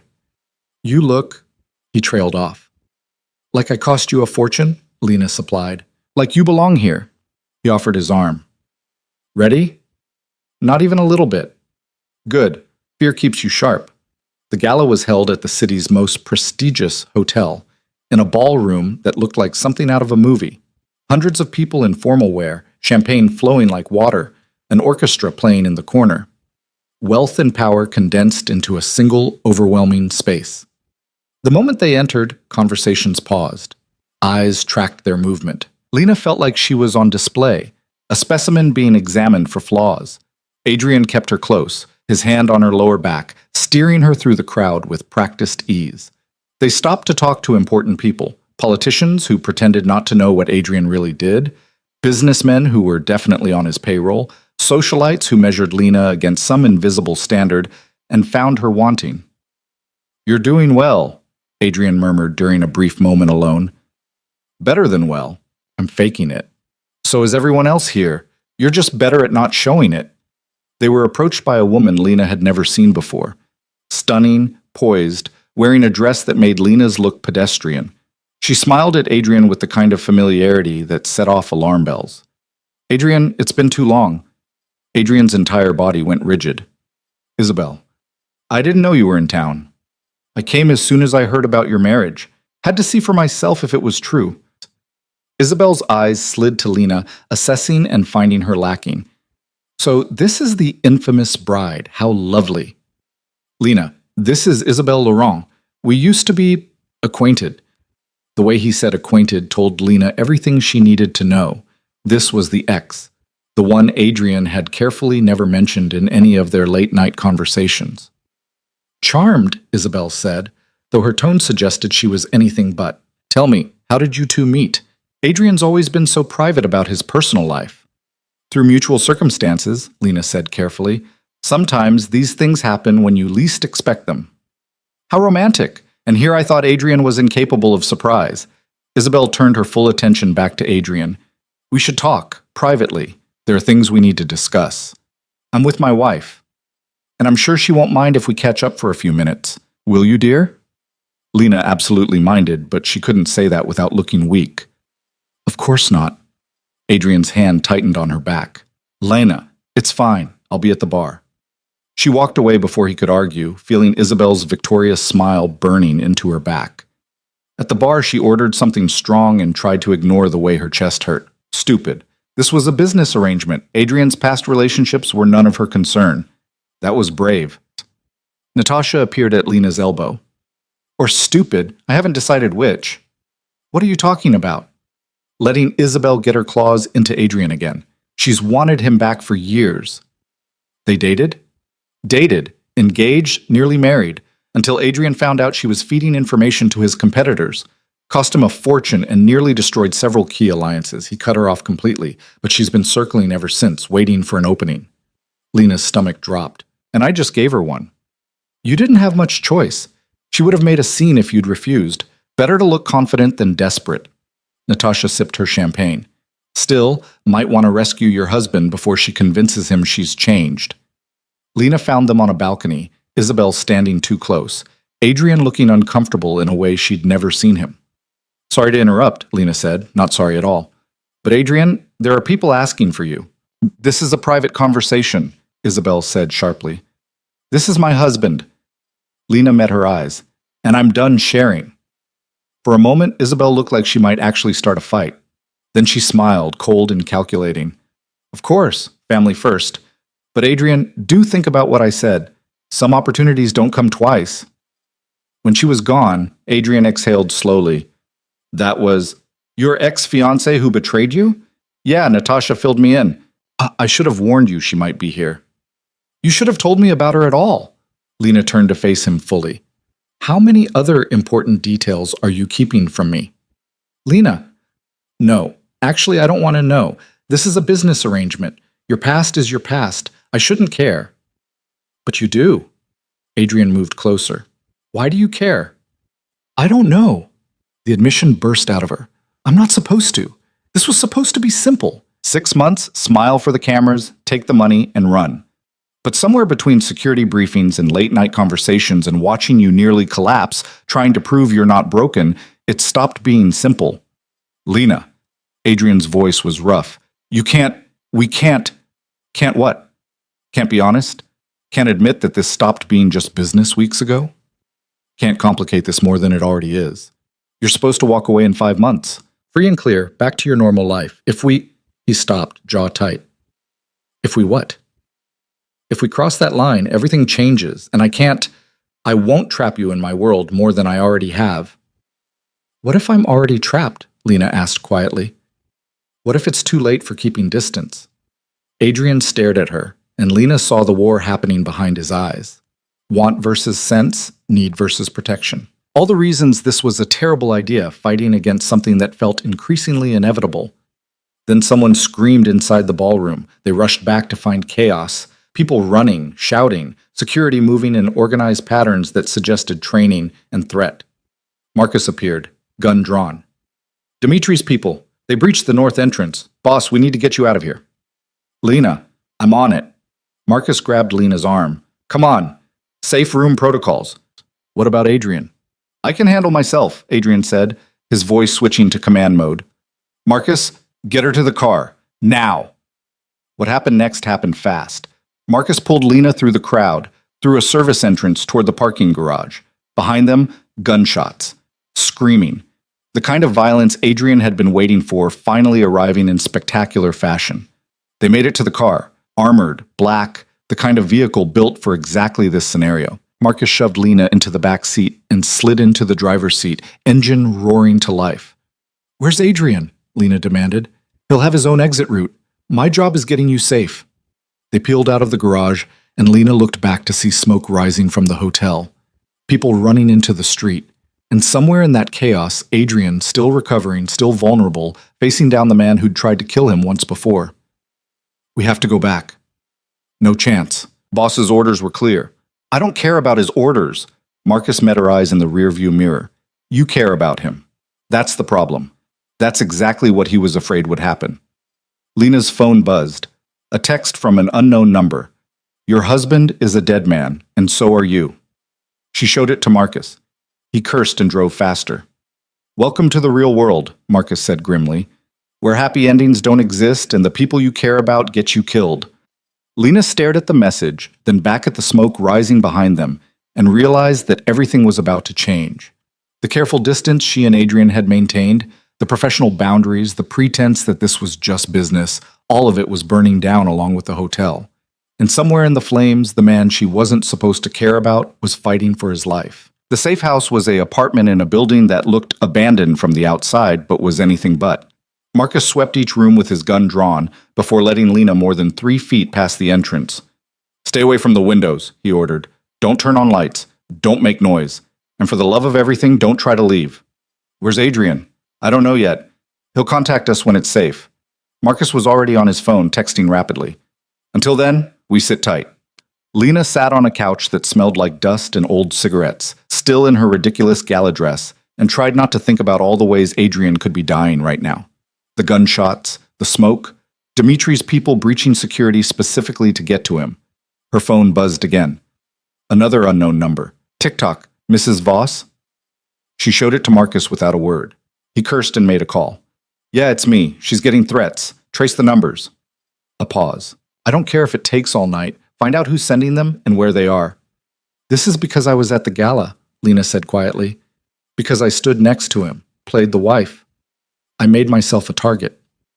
You were already a target the second you signed that contract. Tonight just made it official. Marcus sat down across from her, gun still in hand. Listen, I'm going to tell you something the boss would kill me for saying. Adrian knew this would happen eventually. The attack, the escalation, all of it. That's why he wanted someone like you. No connections to this world. No real ties. Someone who could walk away after 6 months without looking back. But I don't think he counted on actually giving a damn about you. And I know he didn't count on you giving a damn about him. Lena's throat tightened. I'm not supposed to. Yeah, well, supposed to and reality are two different things. I've worked for Adrian for 8 years. I've never seen him look at someone the way he looks at you. Like he's terrified you're going to disappear and relieved you're still here all at the same time. We're not. Save it. I've got eyes. So does everyone else in the organization. The question is, what are you going to do about it? Before Lena could answer, Marcus's phone rang. He answered immediately. Talk to me. His expression shifted as he listened. Copy that. We're secure. He hung up and looked at Lena. Adrian's alive. He's on his way here. The relief was so intense that Lena felt dizzy. Is he hurt? He didn't say. With him, that could mean anything from fine to bleeding out and refusing to admit it. 20 minutes later, the door opened and Adrian walked in, and Lena's heart stopped. He was covered in blood. Not his own, at least she hoped not, and his suit was torn, but he was moving under his own power. Behind him, Torres and 2 other security guards filed in. Clear the room, Adrian said. Everyone out except Lena. Marcus looked like he wanted to argue, but apparently knew better. We'll be right outside. You need anything. I need everyone to stop treating me like I'm made of glass. Adrian's voice was sharp enough to cut. Out! Now! When they were alone, the controlled facade Adrian had been maintaining crumbled. He leaned heavily against the wall, breathing hard, and Lena saw the pain he'd been hiding from his people. You're hurt. I'm fine. You're covered in blood. Most of it's not mine. He pushed away from the wall and started toward the bathroom. There's a first aid kit under the sink. I need you to check if I'm bleeding anywhere I can't see. Lena followed him into the small bathroom. Adrian shrugged off his ruined jacket and started unbuttoning his shirt with shaking hands. When the shirt came off, Lena saw new bruises blooming across his ribs, a cut on his shoulder that was definitely bleeding. What happened? Dimitri's people came in hard, 6 of them, maybe more. We got separated in the chaos. I ended up in a service corridor with 3 of them. Adrian sat on the edge of the bathtub. I handled it. Handled it meaning what? Meaning they won't be a problem anymore. His voice was flat, and Lena understood. He'd killed them. 3 men, dead because they'd tried to finish what Dimitri started. She found the first aid kit and started cleaning the cut on his shoulder. Her hands were steadier than she expected. This needs stitches. I've had worse. That's not reassuring. Lena worked in silence for a moment. Isabel was at the gala. Did you see her after the attack? Adrian's jaw tightened. She left before the shooting started. Convenient timing. You think she was involved? I think Isabel does nothing without calculating the angles. Her showing up tonight right before Dimitri makes his move? That's not coincidence. What did she want when you talked to her? To remind me what I gave up when I cut her out of my life. To suggest we could work together again, that she'd changed. Adrian looked at Lena. And to see if my marriage was real or strategic. What did you tell her? Nothing. You interrupted before I had to answer. Lena finished cleaning the cut and started bandaging it. For what it's worth, I'm glad I interrupted. Why? Because I didn't like the way she looked at you. Like you were something she owned and was just temporarily lending out. Adrian caught her wrist, stopping her movements. Lena, what are we doing? I'm bandaging your shoulder. You know what I mean? Lena met his eyes. I don't know, I just know that when Marcus told me you were alive, I could breathe again. And that scares me more than the death threats. It should scare you. Getting attached to me is the worst decision you could make. Too late. Adrian pulled her closer, and Lena let him, until she was standing between his knees and his hands were on her waist, and the space between them felt charged with everything they'd been trying not to say. This is a terrible idea, Adrian said. Probably the worst. The contract doesn't say anything about what happens when one of us stops pretending. Adrian's thumb traced small circles on her hip. You could still walk away. 5 months, take the money, disappear. I'd make sure you were protected, set up somewhere safe. You don't have to stay in this. What if I want to stay? Then you're crazier than I thought. Lena laughed despite everything. You hired a civilian to marry you and stand between you and your enemies. I think we're both pretty crazy. Adrian stood, still holding her, and Lena had to tilt her head back to maintain eye contact. This close, she could see every scar, every line of pain, every sign of the violence he'd survived. And somehow that made him more real, more human than the controlled facade he showed everyone else. If we do this, he said quietly, if we make this real, there's no going back. You'll be tied to me and my world in ways the contract never covered. People will come after you to hurt me. Your life will never be normal again. My life stopped being normal the day I walked into that coffee shop and signed an NDA. And I think we both know it's been real for a while now. We were just too stubborn to admit it. Adrian's hand came up to cup her face, his thumb brushing her cheekbone. I don't know how to do this. How to be with someone without it being a transaction or a strategy. Then we figure it out together. Lena covered his hand with hers. No more pretending. No more distance. Just us. Whatever that looks like. He kissed her then, and it was nothing like the sterile brush of lips at their wedding. This was raw and desperate, weeks of tension finally breaking. Lena kissed him back, her hands fisting in what remained of his shirt, and for a moment the world narrowed to just this. Adrian alive, Adrian here, Adrian choosing her for real instead of just convenience. When they broke apart, both breathing hard, Adrian rested his forehead against hers. This is still a terrible idea. Yeah, but I'm done with good ideas. They haven't gotten me very far. A knock on the bathroom door interrupted them. Marcus's voice. Boss, we've got a situation. Adrian stepped back, the moment breaking. What kind of situation? The kind where someone just sent a reporter everything about your contract marriage. It's going to hit the news tomorrow morning. Lena felt the bottom drop out of her stomach. What? Adrian was already moving, back to command mode despite the fresh bandage on his shoulder. Who leaked it? Working on it, but whoever it was had access to the original contract, wedding photos, financial records, everything. They filed back into the main room where Torres had a laptop open, showing a preview of the article. The headline, Crime Boss's Fake Marriage, Inside Adrian Voss's $1 million Arrangement. Lena read the first few paragraphs and felt sick. They had everything. The amount she'd been paid, the terms of the contract, even details about her grandmother's surgery. Someone had taken their private arrangement and turned it into a weapon. Isabel, Adrian said quietly. She's the only one outside my inner circle who knew about the contract structure. How would she get the actual documents? Marcus asked. Because I was stupid enough to keep copies in my office at the hotel. Same office Dimitri's people would have accessed during the attack. Adrian's voice was cold.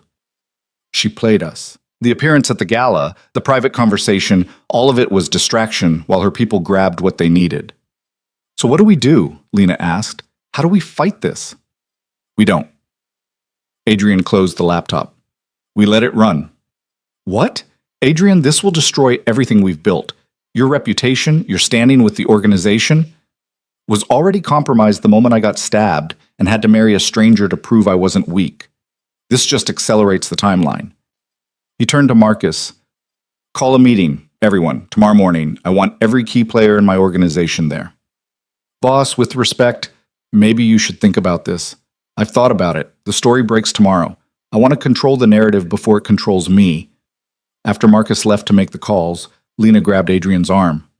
What are you planning? To stop pretending. He looked at her. You said no more distance, no more fake. Fine. Tomorrow, I tell everyone the truth. The truth being what, exactly? That yes, our marriage started as a contract. Yes, I paid you, but somewhere along the way, it became something else. Something real. Adrian's expression was fierce. And anyone who has a problem with that can challenge me directly. I'm done playing defense. That's insane. They'll see it as weakness. Maybe. Or maybe they'll see it as strength, that I'm confident enough to admit when circumstances change. He pulled her closer. I'm not giving you up because some reporter got a hold of papers. I'm not letting Dimitri and Isabel destroy what we've built. If we're doing this, we do it honestly. No more contracts, no more arrangements, Just a choice to be together despite everything trying to tear us apart. You could lose your empire. I could lose you. That's worse. Lena stared at him. When did you become willing to risk everything for this? Probably around the time you walked into that first meeting and called me out on my bullshit. Or when you helped me through that meeting with Dmitri without flinching. Or when you barged into my room to check if I was okay, even though I told you to leave me alone. Adrian smiled, and it was almost genuine. Pick a moment. They all add up to the same conclusion. You're not just some woman I hired. You're the person who saw me at my worst and didn't run. That's worth more than any empire.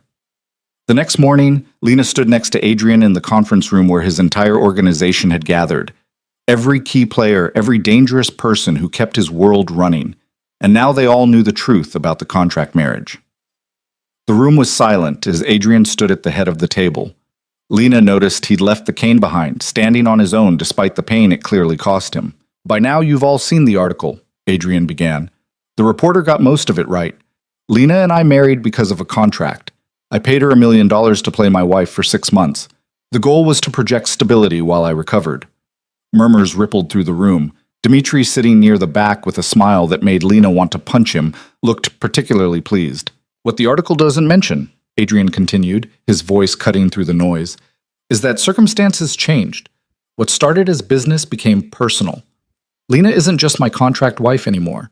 She's my actual wife, so my partner, and anyone who tries to use her to get to me will discover exactly how seriously I take threats to my family. Family? Dmitri laughed. Adrian, come on, this is embarrassing. You bought yourself a wife because you were too weak to stand on your own, and now you're trying to spin it as some kind of love story? I'm not spinning anything. I'm telling you the facts. Yes, I was weak. I got stabbed, nearly died, and needed time to recover. I made a strategic decision to protect my position while I healed. That was smart, not weak.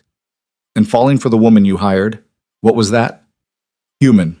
Adrian's voice was steady. Something you might understand if you were capable of seeing people as anything other than assets to exploit. Careful, Adrian. You're in no position to... I'm in every position. Adrian stepped forward, and Lena saw several hands move toward weapons. I've spent 3 months recovering, rebuilding, getting stronger. In that time, I've consolidated power you didn't even know I had access to. I let you think you were winning, let you get comfortable making moves against me. And now I'm done being patient. Marcus stepped forward, placing a folder on the table in front of Dmitri. That's documentation of every illegal shipment you've moved through the port in the last 6 months. Every bribe, every transaction, every violation of the agreements that let you operate in this city. One call to the right people, and you're done. Dmitri opened the folder, and Lena watched his expression change. You wouldn't. I would. I'm giving you a choice. Back off, return what you took, and continue operating under the terms we've always had. Or push me, and I'll burn your entire operation to the ground. That would start a war. Yes, Adrian agreed, and I'm prepared for that. Are you? The silence that followed was suffocating. Everyone in the room was calculating, weighing risks, deciding whether to back Adrian or abandon him. Lena held her breath. Finally, Natasha spoke. I'm with Adrian. Anyone who has a problem with his marriage can take it up with me. One by one, others voiced their support. Not everyone. Lena could see resistance in several faces, but enough. Enough to tip the balance. Dmitri stood slowly. This isn't over. No, Adrian agreed. But you're out of moves. Accept it and move on, or double down and lose everything. Your choice. Dmitri left without another word, his people following. When the door closed behind them, the tension in the room eased slightly. Adrian addressed the remaining group. I know this changes things. I know some of you have questions about my judgment, my priorities. All I can tell you is that I'm still the same person who built this organization. I'm still capable, still strategic, still willing to do what's necessary. The only difference is I'm done pretending I don't have vulnerabilities. We all have them. Mine just happens to be sitting next to me. Lena felt her face heat as everyone's attention turned to her. She's proven herself, Marcus added. She stood up to Dmitri, handled Natasha's interrogation, survived an attack at the gala. If the boss trusts her, that's good enough for me. The meeting dissolved into smaller conversations, people approaching Adrian to discuss business or offer support. Lena slipped out to the hallway, needing air, needing space to process what had just happened. Adrian had chosen her, publicly, definitively, risking everything to make their relationship real. She found a quiet corner and pulled out her phone. A text from her grandmother. Saw the news. Are you okay? Call me. Lena called. Sweetheart, what's going on? The article says your marriage was fake, that you were paid. It was, Gran. At first, I needed money for your surgery, and Adrian needed a wife. It was a business arrangement. Was? It's not anymore. Somewhere along the way, it became real. I fell for him. And I think he fell for me too. So now we're trying to figure out what that means. Eleanor was quiet for a long moment. Is he good to you? He's complicated, damaged, dangerous. But yes, he's good to me. Better than I expected. Then that's all that matters. I don't care how it started. I care how it continues. His world is violent, Gran. People tried to kill us at a charity gala. Someone leaked our contract to destroy his reputation. This isn't the normal life you wanted for me. Normal is overrated. Happy is what counts. Are you happy? Lena thought about Adrian's hand on her waist, his willingness to risk his empire, the way he looked at her like she was something precious and terrifying all at once.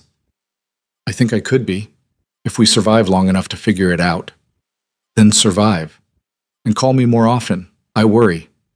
After hanging up, Lena found Adrian in his study, staring at reports he probably wasn't actually reading. Your people didn't all turn on you, she observed. Not yet. Give them time. Once Dmitri regroups and makes his next move, loyalties will be tested. You think he'll escalate? I know he will. Men like Dmitri don't back down from humiliation. He'll come at me harder, smarter. Probably target you directly since I made it clear you matter. Lena sat down across from him. So what do? We prepare. Tighten security, shore up alliances, make sure we see him coming. Adrian set down the reports.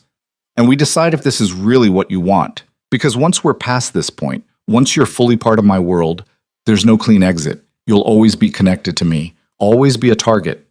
Even if we ended things, even if you left, people would still see you as my weakness. Is that what I am? Your weakness? You're my everything. Adrian said it simply, like stating a fact. Which in this world, yes, makes you my greatest vulnerability. Then we make it a strength. Lena leaned forward. Stop seeing me as something to protect. And start seeing me as a partner. Teach me how to really survive here, not just smile at parties, but actually understand your world. Let me be useful instead of just decorative. That would put you in more danger, not less. I'm already in danger. At least if I know what I'm doing, I can fight back. Adrian studied her for a long moment. You're serious? Completely. You stood up in front of your entire organization and claimed me as family. Now let me actually be part of it. He stood and moved to the window, looking out over the grounds. If I do this, if I bring you in fully, you'll see things you can't unsee. You'll be complicit in things that would have horrified the woman who walked into Carmen's coffee shop 3 months ago. Can you handle that? I don't know. But I'd rather try and find out than spend the next however long being kept in the dark and protected like I'm made of glass. You're not made of glass. Adrian turned back to her. You're made of something much more dangerous. You're made of the kind of stubborn determination that doesn't know when to quit. It's either going to save us or get us both killed. Let's aim for saving. Over the next week, Adrian was true to his word. He brought Lena to meetings she'd previously been excluded from, explained the coded language, the power structures, the delicate balance of alliances that kept his empire running. She learned which shipments were legitimate and which weren't, where the money actually came from, how deeply his organization was woven into the city's infrastructure. It was worse than she'd imagined, and somehow also more mundane. Yes, there was violence and criminal activity, but there was also paperwork, bureaucracy, the same kind of tedious business management you'd find in any corporation, just with higher stakes and occasionally deadly consequences for failure. You're frowning, Adrian observed during one particularly long financial review. I'm just realizing that being a crime boss is actually kind of boring. Marcus, sitting across the table, laughed. That's what everyone thinks until the exciting parts happen. Then they wish it was boring again. As if summoned by the mention, exciting parts arrived the next day in the form of a phone call. Adrian listened, his expression growing darker by the second. When? A pause. How many? Another pause. Lock it down. I'm on my way. He hung up and looked at Marcus. Dmitri hit the warehouse on 5th. Burned it. 3 of our people are dead. The room went cold. Lena watched Adrian transform from the man she'd been getting to know into something else entirely. The person who'd survived being stabbed 8 times and built an empire through sheer will. "He's declaring war," Marcus said. "Then we respond accordingly." Adrian was already moving. "Lena, you stay here. Torres, double the security on the estate. No one in or out without my explicit approval." "Adrian," Lena started, "not this time. This is the part where you being useful means staying alive." He stopped long enough to kiss her, hard and quick. "I'll be back." He was gone before she could argue, taking Marcus and half the security detail with him. Torres supervised the lockdown with military precision. Additional guards at every entrance, the security system upgraded to maximum alert, protocols Lena had learned during her briefing now being activated in real time. "How bad is this going to get?" Lena asked Torres as they watched the monitors. "Depends on how far Dmitri wants to push it. Could be isolated incidents meant to send a message. Could be full-scale war." Torres glanced at her. "You scared?" "Terrified, but also angry. 3 people died because Dimitri's ego can't handle being told no. Welcome to Adrian's world, where egos kill more people than actual threats." Hours passed with no word from Adrian. Lena paced, watched the monitors, tried not to think about all the ways this could go wrong. Her phone stayed silent. No texts, no calls, nothing. Finally, near midnight, the gates opened and Adrian's car returned. Lena met him at the door, relief and fury warring in her chest. "3 people," she said instead of hello. "Dmitri killed 3 people just to make a point." "I know." Adrian looked exhausted. "We've secured the other warehouses, doubled security on key personnel. It won't happen again." "What did you do?" "After you found out." Adrian's expression went carefully blank. "What needed to be done?" "That's not an answer." "It's the only answer you're getting tonight." He moved past her toward his study. "I need to make calls, coordinate responses. It's going to be a long night." Lena followed him. "You can't shut me out now. You said you'd bring me in, let me be part of this." "Being part of this doesn't mean witnessing every ugly thing I have to do to keep us safe."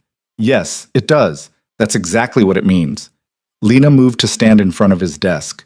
"You don't get to cherry-pick which parts of your world I see. Either I'm in or I'm not." Adrian stared at her, and Lena saw the war happening behind his eyes.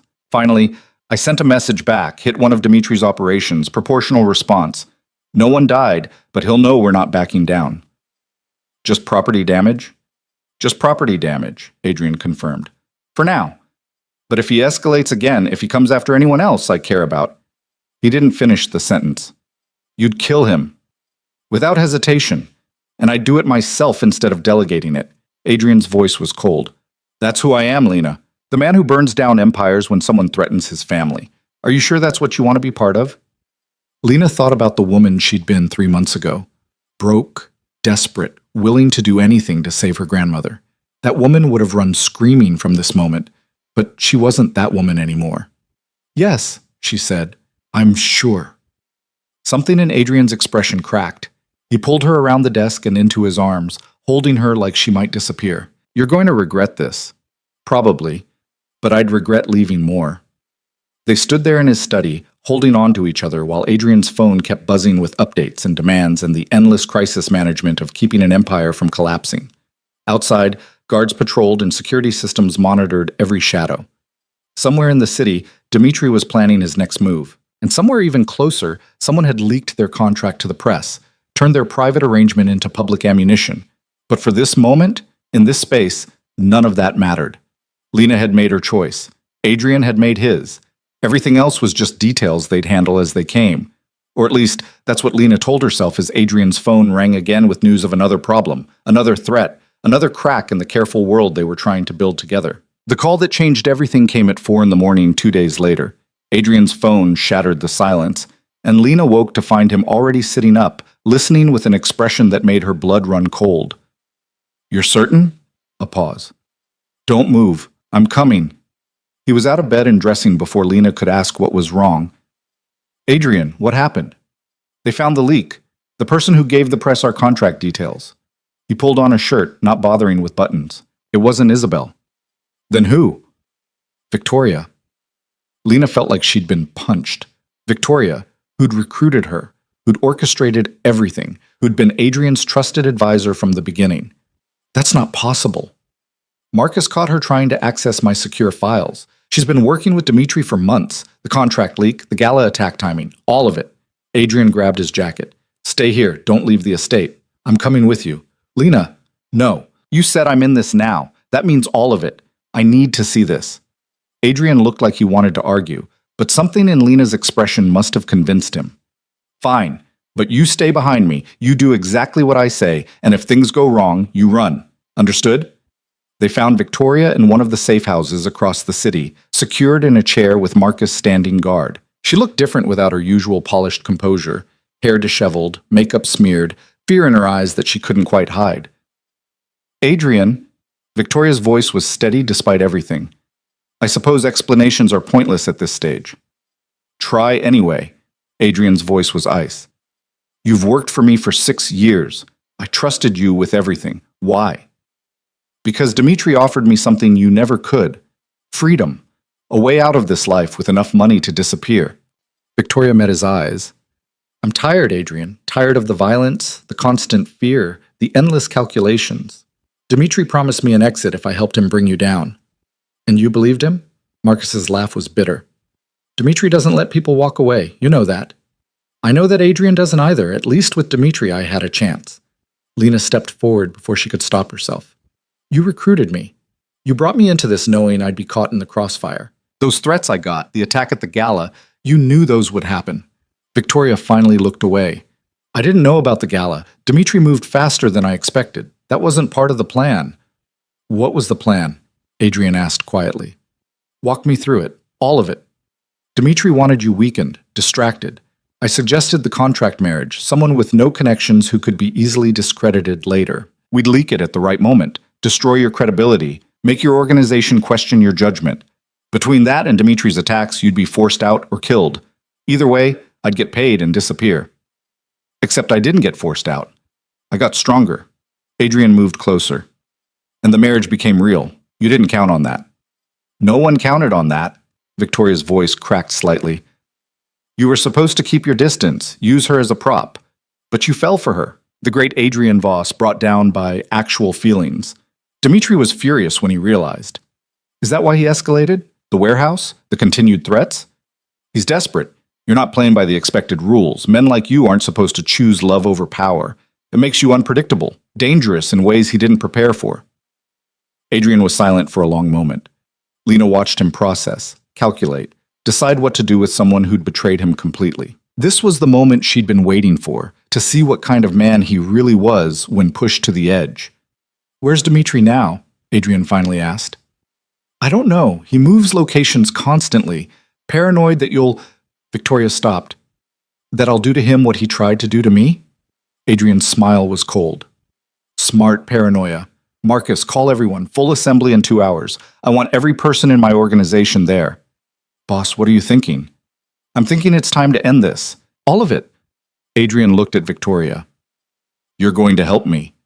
Why would I do that? Because I'm going to offer you something Dimitri never would. Actual freedom. You help me finish this and you get to walk away. New identity, enough money to start over, completely clean break. But you betray me again, and there won't be anywhere in the world you can hide. Are we clear? Victoria stared at him. You're serious.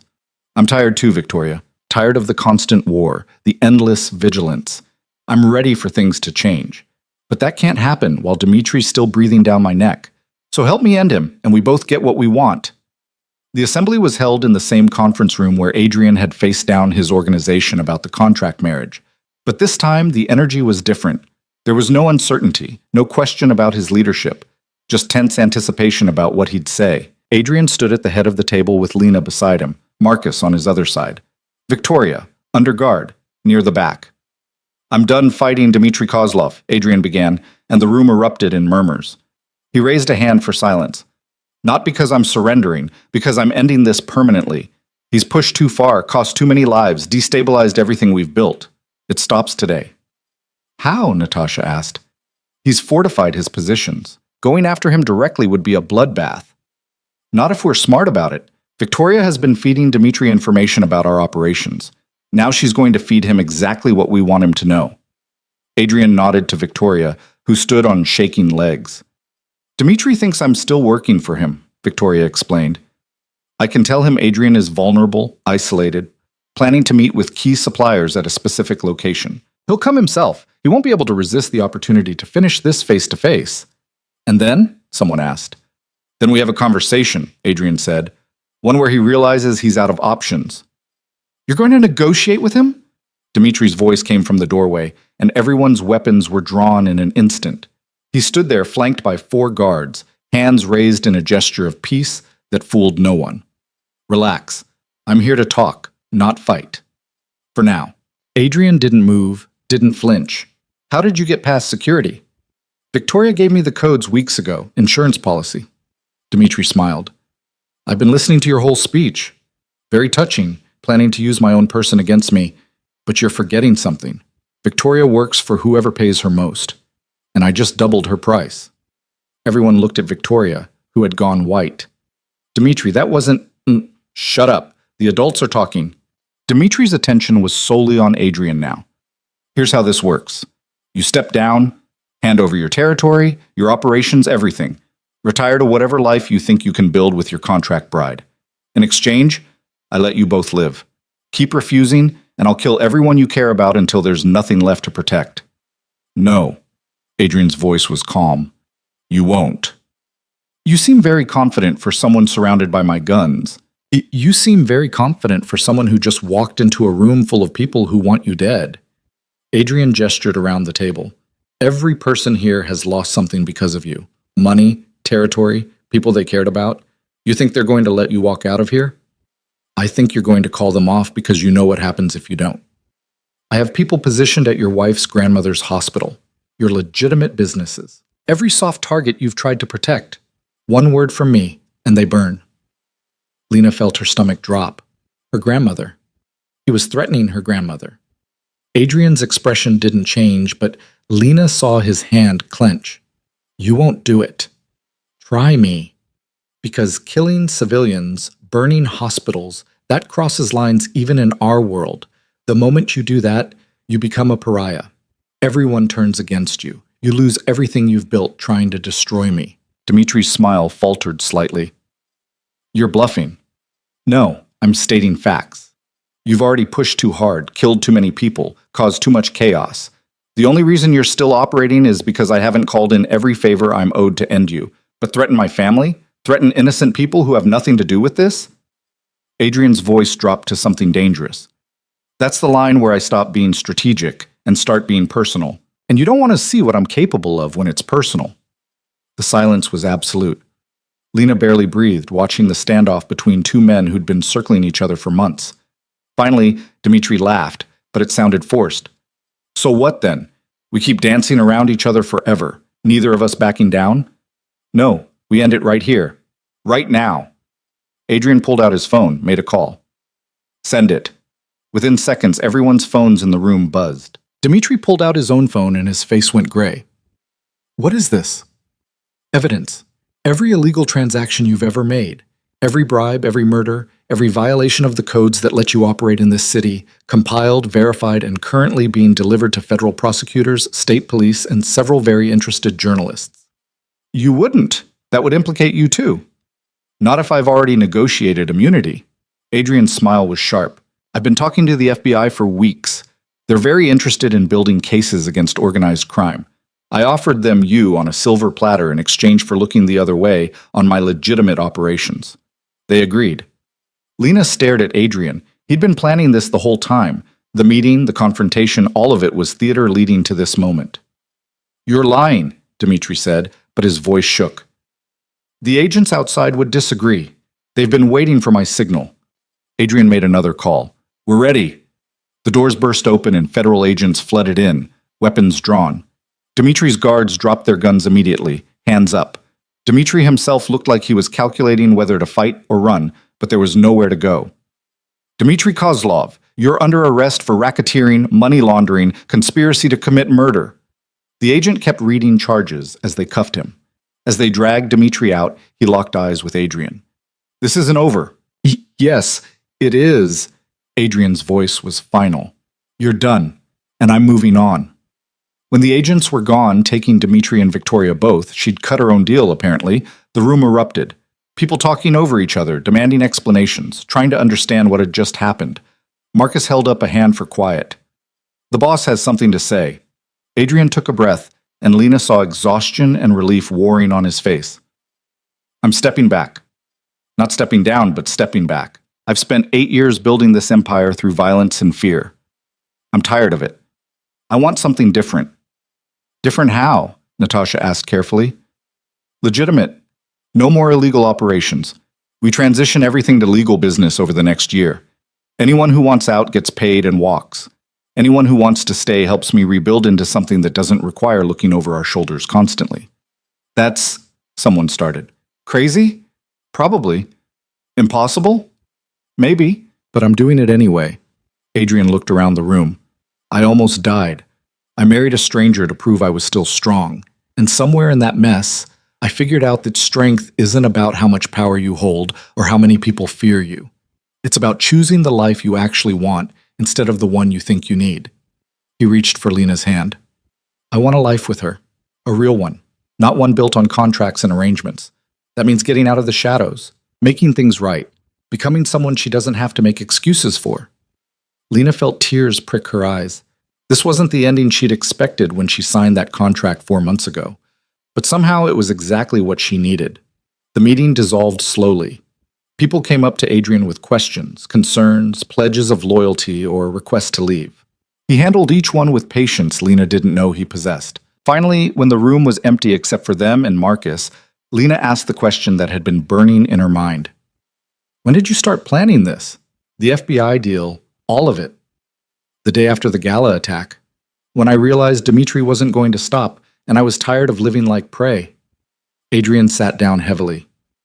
I reached out through channels I'd kept separate from my main operations, offered them Dimitri and Victoria in exchange for immunity for transitioning my businesses to legitimate operations. Took weeks to negotiate, but they agreed. You could have told me, and risk you being implicated if it went wrong? Not a chance. He pulled her into his lap and Lena went, curling against him. I needed you safe. That was non-negotiable. What happens now? Now we figure out what normal looks like. I've got legitimate businesses that need managing. You've got a nursing degree to finish. We've got a marriage that started as a lie but became something real. The contract expires in a month, Lena pointed out. Technically, I could walk away. You could. Adrian's arms tightened around her. Are you going to? Lena thought about the woman who'd walked into Carmen's coffee shop, desperate and drowning. That woman had made a deal with the devil to save someone she loved. But the woman sitting here now had found something she hadn't been looking for. A partner who saw her completely and chose her anyway. A life that was messy and complicated, but entirely hers. No, she said finally. I'm not walking away, but I think we should redo this, do it right this time. What do you mean? I mean, marry me again. Not because of money or contracts or proving anything to anyone, just because we want to. Adrian pulled back to look at her. You want to marry me again? I want to marry you for real. The first time was survival. This time would be choice. That's possibly the craziest thing you've ever suggested, says the man who hired a stranger to be his wife. Adrian laughed, and it sounded free in a way Lena had never heard from him. Okay, yes, let's get married again, but this time I'm writing the vows. The second wedding happened 6 weeks later, after the FBI had finished with Dimitri's prosecution and the media frenzy had died down. It was small, just Marcus, Natasha, a few of Adrian's people who'd proven loyal, and Lena's grandmother who'd recovered enough to attend. They held it in the estate's garden, under trees that were just starting to bloom. No judge this time. Just a minister who didn't ask too many questions, and 2 people who'd found each other through the worst circumstances and decided to stay anyway. Lena wore a simple white dress, nothing like the expensive gown from the first wedding. Adrian wore a suit but no tie, looking more relaxed than she'd ever seen him. When it came time for vows, Adrian took both her hands. I'm not good at this. Words, feelings, any of it. But you already know that. You've seen me at my worst, broken, angry, terrified. You didn't run. You stayed. You pushed back. You made me want to be better than the man I was. His voice cracked slightly. I can't promise you easy. I can't promise you safe. But I can promise you honest. I can promise you that every day I'm going to choose you, choose us. Choose the life we're building instead of the one I thought I needed. That's the best I can do. Lena blinked back tears. That's more than enough. My turn?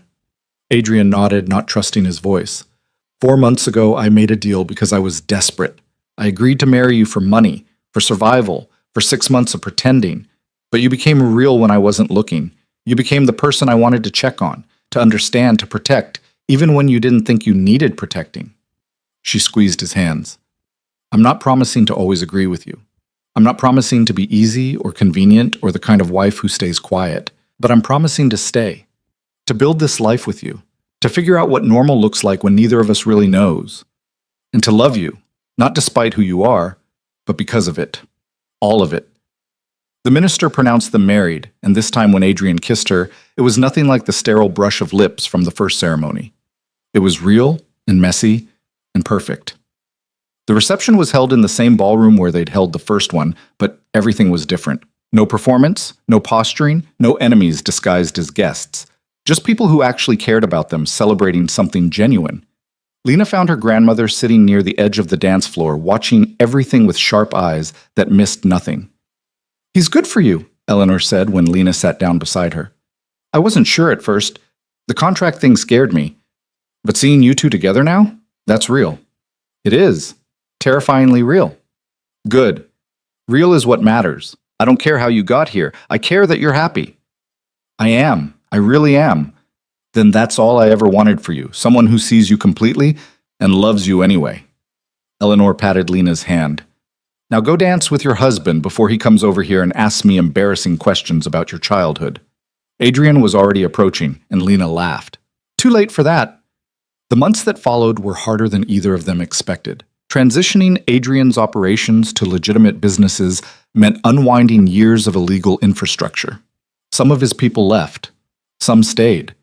There were setbacks and complications and moments where Lena wondered if they'd bitten off more than they could handle. But there were also victories. Adrian's legitimate businesses started turning real profits. Lena enrolled back in nursing school, finishing her degree while helping Adrian navigate the legal world he'd never operated in before. They fought about stupid things like normal couples, dishes, schedules, whose turn it was to call the contractor about the leak in the roof. It was messy and imperfect and sometimes exhausting. It was also theirs. 1 year after the second wedding, Lena walked into Adrian's office and found him staring at financial reports with an expression she couldn't read. Good news or bad news? She asked. Good, I think. We're officially profitable. All legitimate revenue. No illegal operations backing anything up. We actually did it. Lena moved behind his chair and wrapped her arms around his shoulders. We did it. I couldn't have without you. You know that, right? None of this would have worked if you hadn't pushed me to actually change instead of just pretending to. You would have figured it out. No, I would have found a way to rationalize keeping one foot in the old world. You're the one who made me actually leap. Lena kissed the top of his head. Then I guess it's a good thing I'm stubborn. The best thing. Adrian turned in his chair to pull her into his lap, a habit he'd developed that Lena had stopped protesting. I got offered a job today. Legitimate consulting for businesses trying to improve their security systems. Using everything I know about vulnerabilities and protection, but for legal purposes. That's amazing. Are you going to take it? I don't know. It feels strange, being asked to help instead of being seen as the threat. Get used to it. You're respectable now. Almost boring. Adrian laughed. I don't think I'll ever be boring. Probably not, but you're trying, and that's what counts. They sat there in his office, in the estate that had gone from fortress to actual home, and Lena thought about how far they'd come. From a desperate deal in a coffee shop to this. A real marriage, a real life, a real chance at happiness. It wasn't perfect. Adrian still had nightmares about the stabbing. Lena still sometimes wondered if she'd made the right choice. They fought about serious things, how involved Adrian should stay in his old world, what their future looked like, whether Lena should be doing more than just nursing school. But they also laughed. They built something together. They chose each other every single day. 6 months later, Lena graduated from nursing school. Adrian was in the front row, next to her grandmother, cheering louder than anyone when she walked across the stage. She'd been offered a position at St. Catherine's, the same hospital where her grandmother had been treated, where this whole journey had started. She took it. Her first day, she found herself in the hallway where she'd stood over a year ago, staring at numbers that had seemed impossible. A young woman stood in almost the exact same spot, holding a paper with medical costs she clearly couldn't afford, tears streaming down her face. Lena recognized that look, that desperate, drowning feeling, the sense that the world was ending and there was no way out. She walked over. "Hey, are you okay?" The woman looked up. "My mom needs surgery. I can't afford it. I don't know what to do. Lena thought about that coffee shop, that contract, that moment when she'd decided to take a chance on something that seemed insane. "Can I tell you something? A year ago, I was standing right where you are. Same situation, thought I was out of options." "What did you do?" "Something crazy, something that changed everything. It worked out, but not in any way I expected." Lena pulled out a business card. "This is a foundation that helps people with medical expenses. They helped me. Maybe they can help you too. Call them. Tell them Lena sent you." It was Adrian's foundation, one of the first legitimate ventures he'd started, using the money he'd made in his old life to help people in the same situations that had made Lena desperate enough to marry him in the first place. The woman took the card with shaking hands. Thank you so much. Don't thank me yet. Just call them. And remember, sometimes the craziest decisions lead to the best outcomes. You never know what's waiting on the other side of impossible." That night, Lena came home to find Adrian in the kitchen, actually attempting to cook dinner. It was a disaster. Something was burning, something else was overflowing, but he looked happy. Domestic in a way that would have seemed impossible a year ago. "I'm making pasta," he announced. "Or trying to. I may have overestimated my abilities." "You definitely did." Lena moved to help, salvaging what she could, but I appreciate the effort. They cooked together, badly, and ate at the small kitchen table instead of the formal dining room. Talked about their days, Lena's first shift at the hospital, Adrian's meeting with potential security clients. Normal conversation, normal life. After dinner, they sat on the back patio, watching the sun set over the grounds that no longer needed armed guards every 50 feet. "Do you ever regret it?" Adrian asked suddenly. "Taking that deal? Marrying a stranger? All of it?" Lena thought about it honestly. "I regret that 3 people died because of Dimitri's war. I regret that Victoria betrayed everyone. I regret the violence and the fear and all the terrible things that happened. But marrying you? No, I don't regret that. Even when it was just a contract, even when it was terrifying, I don't regret it, because it led to this. This being what? Being us. Being real. Being happy in a way I didn't know I could be." She leaned against him. "What about you? Do you regret hiring me?" "Not even for a second. Best business decision I ever made, even if it destroyed my empire and rebuilt my entire life." "Your empire's still there. It's just legitimate now." "Different empire. Better one, I think. Less exciting, definitely. But I can sleep at night knowing no one's planning to stab me." Low bar, but I'll take it. They sat in comfortable silence as the sun disappeared and stars came out. Inside, the house was warm and safe. Tomorrow would bring new challenges. Adrian's consulting work, Lena's nursing shifts, the endless process of building a normal life from abnormal beginnings. But tonight was theirs, a moment of peace in lives that had been anything but peaceful. A choice renewed every day to stay, to build, to love, despite everything that said they shouldn't. Lena thought about the woman she'd been, desperate, drowning, willing to sign a contract with a dangerous stranger just to survive. That woman had been terrified of everything this life might bring, but she'd signed anyway. She'd taken the leap. And on the other side of that impossible decision, she'd found something she'd never expected. She'd found home, not in a place or a mansion or even in security, but in a person who'd seen her at her most desperate and offered her not just money, but eventually himself. A man who'd been broken by violence and chose to rebuild into something better. A partner who made her want to be braver than she thought possible. "I love you," Lena said into the darkness. Simple words that meant everything. Adrian's arm tightened around her. "I love you too, even though you're crazy for staying with me. Especially because I'm crazy for staying with you. We match." He laughed, and Lena felt it rumble through his chest. "We do, we really do." And in the end, that was enough. More than enough. It was everything they needed to build a life that was real, honest, and entirely their own. A life that had started with a contract born from desperation and transformed into something neither of them had known they were looking for. A life worth choosing every single day.